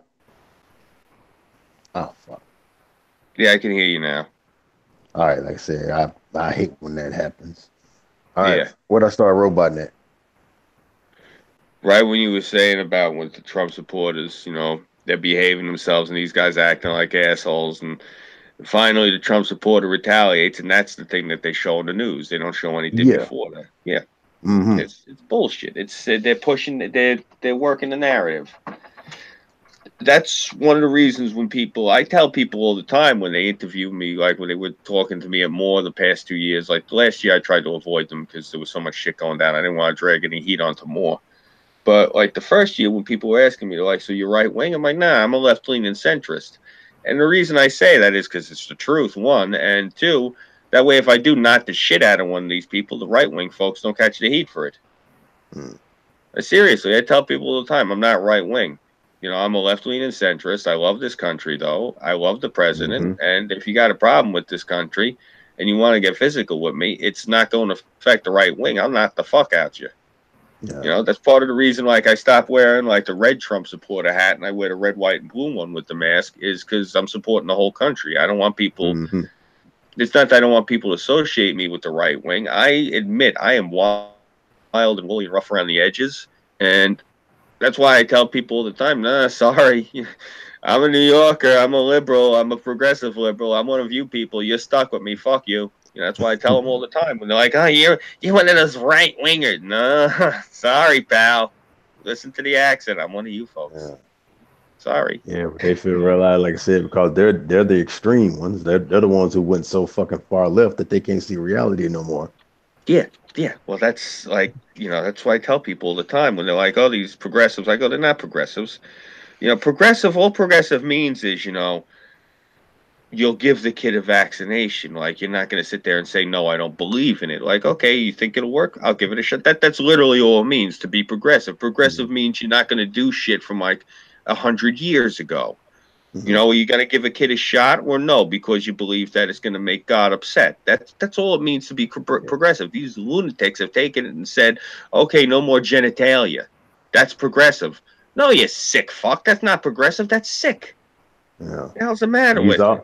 These are also the type of people that I'm saying that think that, you know, that you can't touch them, but they can touch you anytime they fucking feel like it. And if you do, then, you know what I'm saying, you're the one that's in the wrong. Like I was saying earlier. They can say whatever they want. But if you do the exact same to them, you know, like, oh, then you're the wrong person. Like, no, motherfucker, that's why I tell them right there. We can sit up here and we can talk all day, every day and shit like that. You can say whatever the hell you want, but the minute you put your goddamn hands on me and I beat the fuck out of you, don't go crying talking about hell. I'm wrong. Like you put your hand on me first. I just put my hands on you second, third, fourth, fifth, and up to the goddamn umpteenth time while I'm gonna beat the shit out of you. Yeah. Yeah, this is part of the reason I've been when I talk to people on here, and everyone said like a few people have told me they're like it's cringy. I'm like, no, it's not cringy. I'm bringing back dueling, and what I mean by when I say I'm bringing back dueling, there's been a few people on here who have ran them out to me, and I flat out told them, look, you can come to me or I can come to you. We go to a local boxing ring. You put in the mouthpiece. You strap on the gloves. You step in the ring with me. Oh, Scooby, that's so cringy. So you're backing down.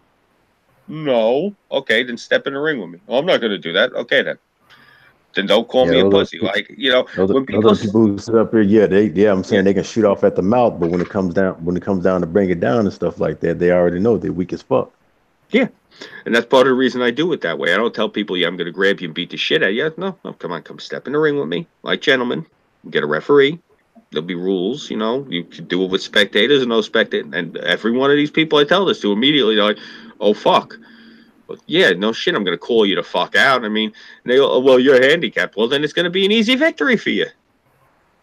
Seriously, it's not like we're going out dancing the tango. It's a fucking boxing match. I really don't need to Yeah, be moving around too badly. and It's that's how it was back in the day. If you had beef with somebody and stuff like that, you handle stuff like that. But now that's what it do. I'm saying you got a lot of people that just want to shoot off at the mouth like they're yeah, badass.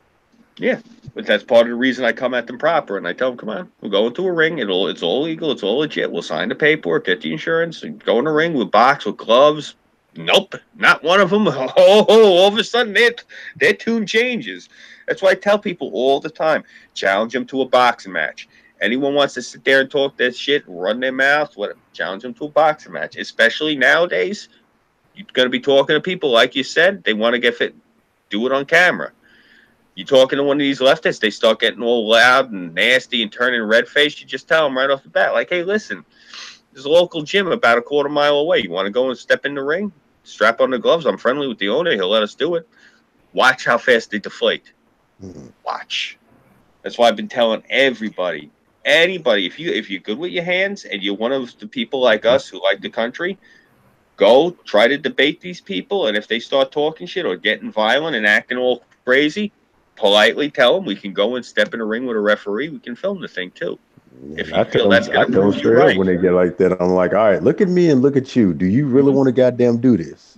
Yeah, exactly. And that's why I'm saying take them to one better. Challenge them to it legally. Tell them to come into the boxing ring. That scares the fuck out of them because then they can't get police involved. Then they can't get other activists involved. They can't get the police Hmm. involved. Then they show their true colors. And you Yeah. got it on camera. That's why I keep Oh yeah. telling everybody. That's what it Yeah. is. When they surrounded by a lot of people, they want to act like they want to act all badass then. But it's like you already know. I'm saying people act like them, like, man, you a bitch. Yeah. You just reminded me. You know who Joe Biggs is? Who? Joe Biggs from InfoWars. Oh yeah. Yeah, the guy with the beard. Hmm. I was watching a video with him. It was during the election. And he's there and he's all by himself and he's filming all these leftists and they surround him. And this one black kid with the dreadlocks goes like this to him. He goes like this because they all surround him. He goes, are you scared? And so he looks at him. He goes, son, I'm a retired Special Forces hand-to-hand combat instructor. The last thing I am right now is scared. And you watch all these kids deflate and slink away. It's amazing. It's truly amazing. The minute that you show these kids I say kids, most of them are like 30.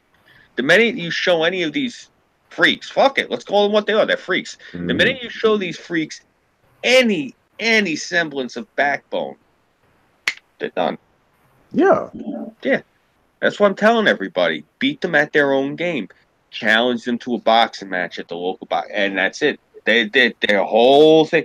Next, they're going to start calling to get rid of boxing. That's the only way they'd be able to deal with that. But I'm just saying, like I tell people all the time, because even if if you say it to them politely, like, look at me, look at you, I'll fuck you up, they will twist it around on the tape. But there's not too much they can twist around. If you're sitting there and telling them, look, we'll go down the street, get to the ring, get a referee, we'll strap gloves on, use mouthpieces, we can even use headgear and pads if you want, no problem.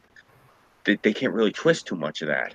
There's not too much they can work with that. And then again, it's the same thing where, well, why won't you want to fight him in the street? Why won't you step in the ring with him? What's the difference? I mean, to me, it sounds like the offer the guy is making to you to get in the ring, it sounds like it would be safer for you. Why don't you want to step in the ring with him? Why has it got to be in the street? It puts the scrutiny back on them. Yeah. The only reason why I want to do it in the street because, like I said, that way they homeboys and the police can get involved. So like I said, when it's all said and done, they ain't nothing but little whiny babies. Yeah, I don't mean to browbeat you with this so much, Pat. I'm actually, because there's like 2 or 3 of these kids that are watching. A lot of them are younger guys. I want to get it into their heads. You know what I'm saying? I want them to listen to you and me talking about this. Like, that's a good idea what they're talking about. Challenge them to a boxing match, a legit legal boxing match, because what they got to realize is like, hell, shit, is like we ain't scared of these motherfuckers, not one bit. Yeah, we scared of what we gonna do to their ass, because it's like, I got let's see, what's the best word I can look for right here? I got patience with these motherfuckers right here and things like that, but I also got a button. And when you press that motherfucker, and it's usually when it's pressed when you put your damn hands on me and shit like that, or you start messing with my family, people who ain't got nothing involved with it and all that right there. Yeah, when you reach that button right there, that's when you really need to, like, okay, I need to back up, because I'm hitting a point right here where this guy's gonna tear my ass up. It's like, that's why I tell him, like, I ain't afraid of you. I'm afraid of what the fuck I'm gonna do to you. Injustice is another thing that drives me fucking nuts. Like, if I was at one of these, if I seen, like, you seen the video of that skinny piece of shit going up to that woman who was wearing the NYPD hat, and he's sitting there screaming at her about how her husband should be dead, that Antifa guy over in Portland. Oh, yeah. Bro, if I seen something like that, I'd haul off and I'd shatter that boy's jaw. But they ain't have to worry about it, because you see what happened after that. Like I said, her son came and confronted him, and you seen how quick that motherfucker bitched out. Bro, I've met him. That's Tiny from the Proud Boys. Dude, like, what you say about my mom? Like, you say something to my mom? Like, I said, well, come on, let's talk right quick. I ain't never seen somebody bitch up so quick in my damn life. Well, that's what I'm saying. I've met Tiny before. Me and Burnside met him at Moore. That fucking man is enormous. I'm 6'2", 250. I'm about up to his chest. He's got to be at least, I want to say, 6'8". And he's just a big bear of a man. Yeah, he's a big fucking guy. I can't blame that guy, well, one, he was a weaselly little piece of shit, but I mean, if I was his size and somebody that big came up to me like, you called out my mom, yeah, I would have reacted the same way too, running backwards without taking my eyes off of him until I'm at least 50 feet away. And that's what we tell these little fuckers, like I'm saying, you ain't bad, goddammit, hell shit. I'm saying, you're privileged and you well fucking protected. Hell, you got mainstream media, you got all these goddamn people on your side telling you that it's okay to do this, but what you're gonna do is you're gonna mess up and you're gonna run up on somebody who, I'm saying, who's your match, and then some, and then what the hell you gonna do? Yeah. You're gonna get your face cracked in. And that's what these fuckers fail to realize, because they think they can't be touched. Yeah, like, you seen that. You seen the footage of the Battle of Berkeley? How badly they got distributed out of them. And they doubled them. The man Antifa fucks, like I said, they had double the numbers, and they still got their ass whooped. I think out of all of those videos, the one thing that was my favorite was right around when Moldy Locks got knocked the fuck out by the guy. Man. They were all claiming that guy was like, they're like, the guy was a white nationalist. Wasn't he actually like Mexican American? But anyway. There's one scene right around when that happens. If you look, there's a stocky guy and he's got blonde hair. And you look, he's wearing an apron. He's one of the fucking waiters at the cafes in Berkeley, and he's beating the shit out of Antifa because I guess they crashed through his cafe. That's my favorite part of the whole thing. My mother's looking, she's like, is that one of the baristas? I go, I guess they fucking knocked over his coffee. Yeah, and that's the She's wild beating the part. shit out of him. When she got knocked the fuck out, I didn't feel sorry for her motherfucking ass. She shouldn't have been out there. Shit. No, she From shouldn't have. everything that I she, know. I was she was like, just protesting. She wasn't fighting anyone. ah, The shit. media failed to show the part where she attacked the guy. Yeah. Yeah. Yeah, all them fuckers were out there, goddamn it, here shit. If they was out there, goddamn it, they was out there to goddamn do something. They weren't out there to fucking protest. And then there's a Facebook post which I'm like, oh yeah, I'm gonna go collect me some Nazi scalpels and shit like Nazi scalps and shit like that. Yeah, what happened? Your motherfucker went out there dancing and got clocked. And then when I goddamn started GoFundMe here, shit, I need what? I need $80,000 because I got knocked upside the head. Bitch, fuck you. That's why you Yeah. upset. That's why your hairy ass porn got exposed. You know, you and I are around the same age, so I'm sure you remember as well as I do back in the day. There were actually like neo Nazis. These are the guys that used to rock the white shoelaces and the red suspenders. I didn't see anybody there that looked like that. If I seen people like, if anything, a bunch of weirdos wearing like fucking Spartan helmets and American flags as capes and shit. Yeah. I didn't see nobody dressed. You know, I did not see any Nazis. Is what I'm saying. You know, and like all those people that they were talking about when they went after them in the Carolinas. Is that where that happened? What the fuck was that? Charlottesville. Thank you. Yeah. You look at most of them, most of those folks that were there. I hate saying it like this. God forgive me. A lot of them were the backwoodsy type. A lot of them were young, under 30, or old, like over 50. Basically, it was kids who grew up on the internet LARPing with this shit, and old people like who remembered from when they were a kid in the 60s and things were different. That's basically the people who were there at Charlottesville. Yeah. So, and again, they got what, maybe 200 of these people to show up? If that? I just don't see who in the fuck are these leftists fighting. And the wild part is, hell, shit. I'm saying both sides were all jacked up and things like that. And then when President Trump called both of them out and all that right there, that's what got on my nerve when it came to the mainstream media. It's like he called out both sides and said both sides are wrong, but they want to get pissed off because, like I said, you know what? Why didn't he just call out these white supremacists and all that right there? Motherfucker, he called out both sides because both sides were being jacked up. Yeah.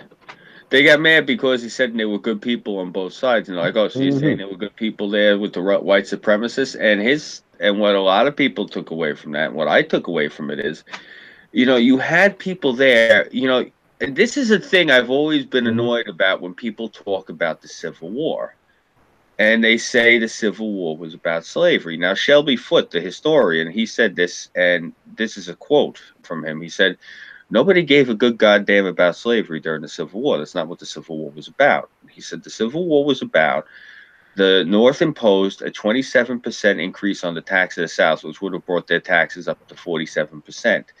The elite aristocracy in the South did not want to do that, so they went to war.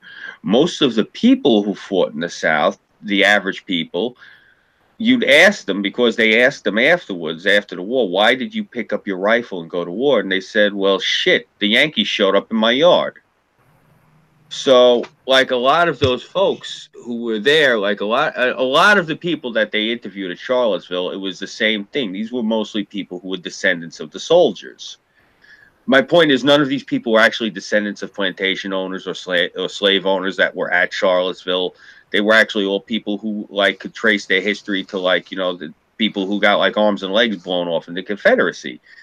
And, you know, that's again what a lot of people forget is a lot of these people who were like fighting about these monuments were and have been for at least the past 10 generations piss poor, stupid rural farmers. God forgive me for calling them stupid, but I mean, I can't think of any other way to call it. I mean, you living in the same part of the country for 10 generations, your situation doesn't improve as a family, fucking move. But I digress.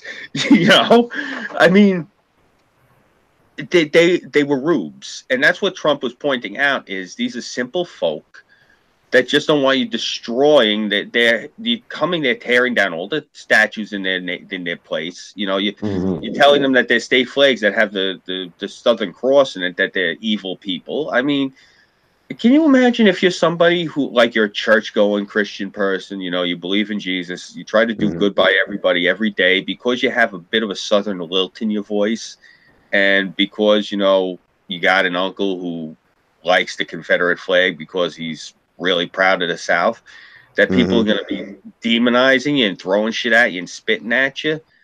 And if you're from that part of the country and you're black and you don't have a problem with it, they're going to call you a coon and an Uncle Tom. Who the fuck are these people to do this shit? Really? Go the fuck back up north. Not one of these goddamn people that showed up in Charlottesville, these protesters, were from that state. No, they got busted in from other places and shit like that. Yeah. You know, may he rest in peace. That was me, Peanut. That was me pounding my hand on the table. It's yeah, not like the homeless guys. Even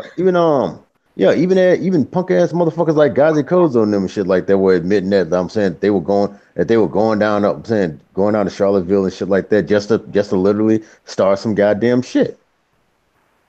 Like didn't have nothing to do. Didn't have nothing to do with Charlottesville or anything or nothing like that. They just want to basically go down there and be in the mix of some goddamn shit just so they can sit up here and claim that, oh, we did this and we did that. Like you didn't do nothing, motherfucker. But hell, probably hid behind a whole bunch of shit because you know guys is a weak ass punk. And just basically you know what I'm saying, to say that, oh, we was there. Yeah, you were there hiding behind everybody you fucking can, you weak bitch. Yeah. You know, the sad thing is, my father, may he rest in peace, he always used to point something out to me when it came to like all the statues down south and everything, and the whole thing with the Confederacy.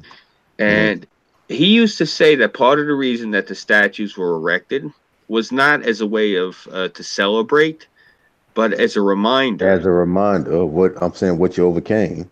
Yeah, not just what was overcame, but like as a reminder to the Southerners, like, look at what you did. You caused this. That was like the way my father, the takeaway I always got from it was, you were to look at these things, and it was, you know, almost like they were imposing like a Southern shame. Like, this war was because of you.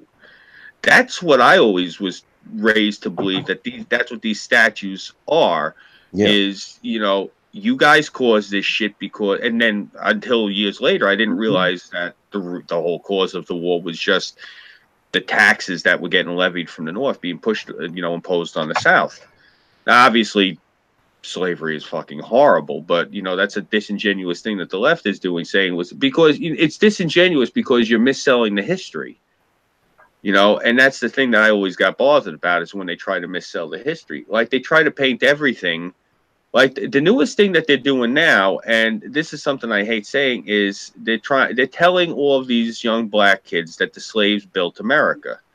They actually they wouldn't allow the slaves to build anything because of their monetary value. They didn't want them to get injured.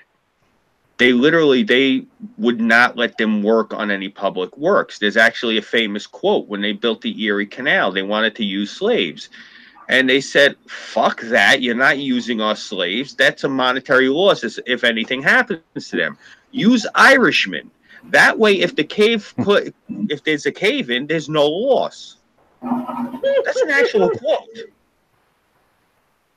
Like, think about that. Like, think about all of the railroad tunnels that you've driven through in this country. If you've ever taken a train cross country, think about how many dead Chinese people you've ridden over.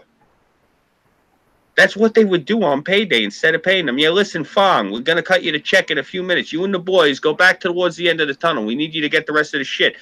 Yeah, all right, Fong and the rest of them are in there. Blow it, boys. And they blow them up so they wouldn't have to pay them.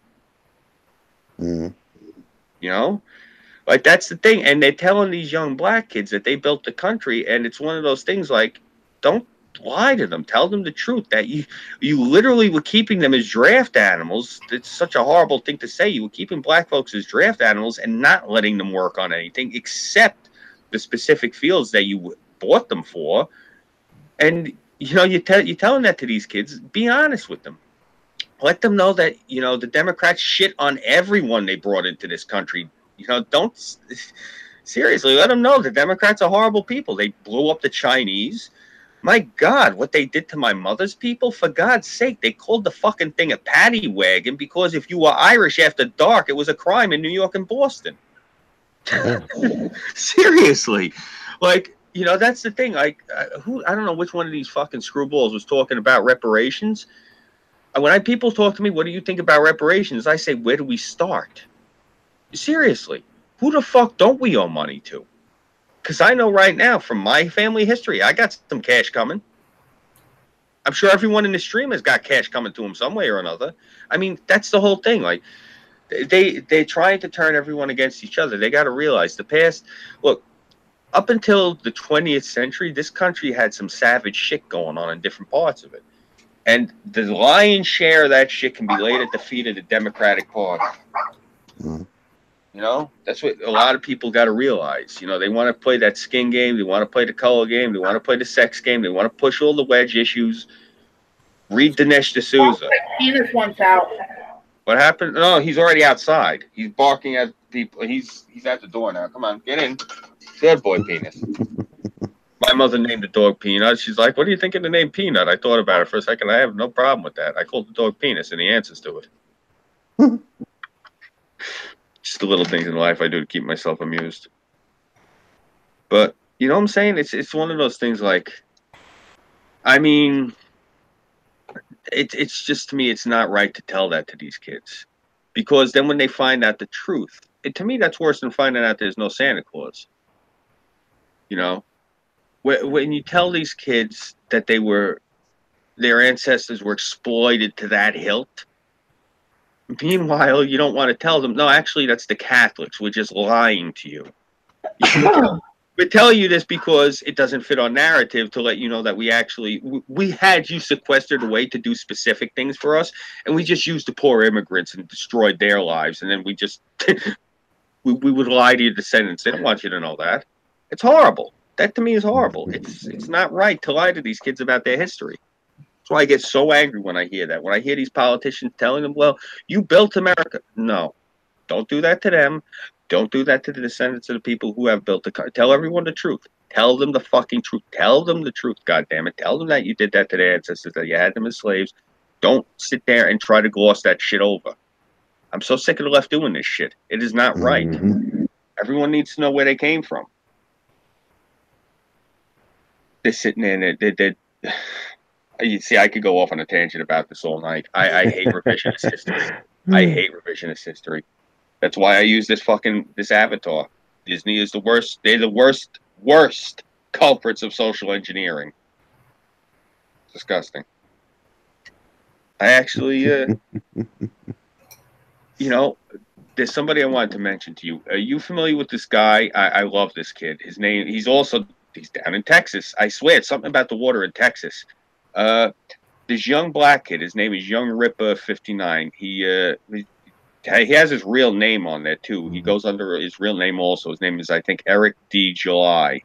He's a comic book geek. You familiar with him at all, Pat? I don't think I am. Young Ripper 59. You definitely got to check this guy out. He's fucking phenomenal. I actually red pilled this girl that worked at the mall the other day. I stopped in there for something. Cute little black girl, mouthful of braces, big poofy, her hair up in big poofy pigtails, cute little thing. And I'm talking to her. I'm guessing because it was school hours, she had to be at least 20. I'm getting old. They all look young to me. But, I'm talking to her.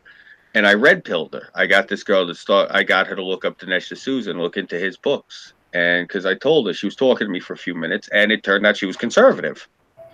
Or conservative leaning, because I said to her, I said, I talked to a leftist once, and this leftist asked me, are you a supporter of affirmative action? And I said to this leftist, abso-fucking-lutely not. And the leftist said to me, so you're a racist? And I said to the leftist, no. And this leftist said, well, how are you not a racist? I said, because I don't think that we should adjust tests to make it so. I said, you're saying by you saying you're for affirmative action, You're saying that we have to adjust test scores because not everyone is as smart as white people. I'm not saying that. I said that's what the fuck affirmative action is, asshole. You know what I'm saying? That's exactly what it is. Yeah. I said that's exactly what that shit is. I said I'm not. I don't support it. I said no. I said I'm for the Affirmative blind. action is giving people the hookup because you feel like I'm saying, other people are better than them. Yeah. That's exactly what that shit is. And I told her that. And her eyes got big. She's like, I never realized that. I said, yeah. I said, hun, that's all affirmative action is. Yeah. It's saying you're not as good as or as smart as a white person, so we're going to use this thing we came up with called the bell curve. It's horse shit. I find that shit so insulting.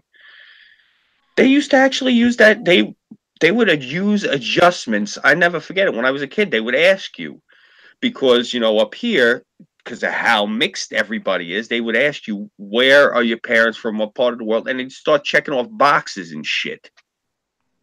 Well, according to this, you apparently are very highly educated because somebody from your part of the world shouldn't have scores like this. Right hand to God, they would say shit like this to us in the class. But they would actually, these liberals used, I never forget it when I was a kid. You get the young teachers. The young teachers were the ones who said this shit. They would say shit to you like, they actually taught us, one of these teachers, my parents called up the school board and complained. They taught us that Italians were inbred because they married their cousins. I raised my hand. I go, man, my father's a Sicilian.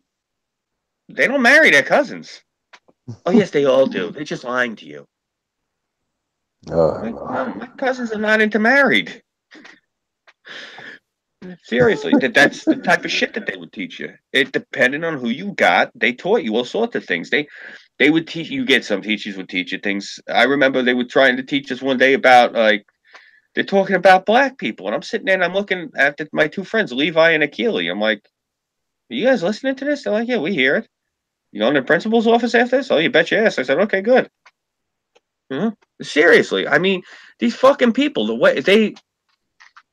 Okay, I got 3, 4 kids in the class that fall into this persuasion. Fuck it, the rest of the class don't fall into it. I'm just going to talk about it. But they don't care, these liberals. It amazes me. Mm-hmm.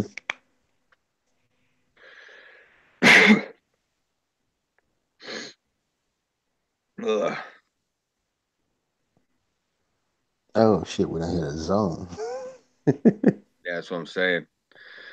I went off on a tangent there. Telling you, man, you gotta stop talking to me about these Democrats. You cannot talk to me in Burnside about Democrats, communists, or leftists. We'll be here all night. Yeah, All right, baby brother. It's 12:01. You're gonna keep this going or kill it?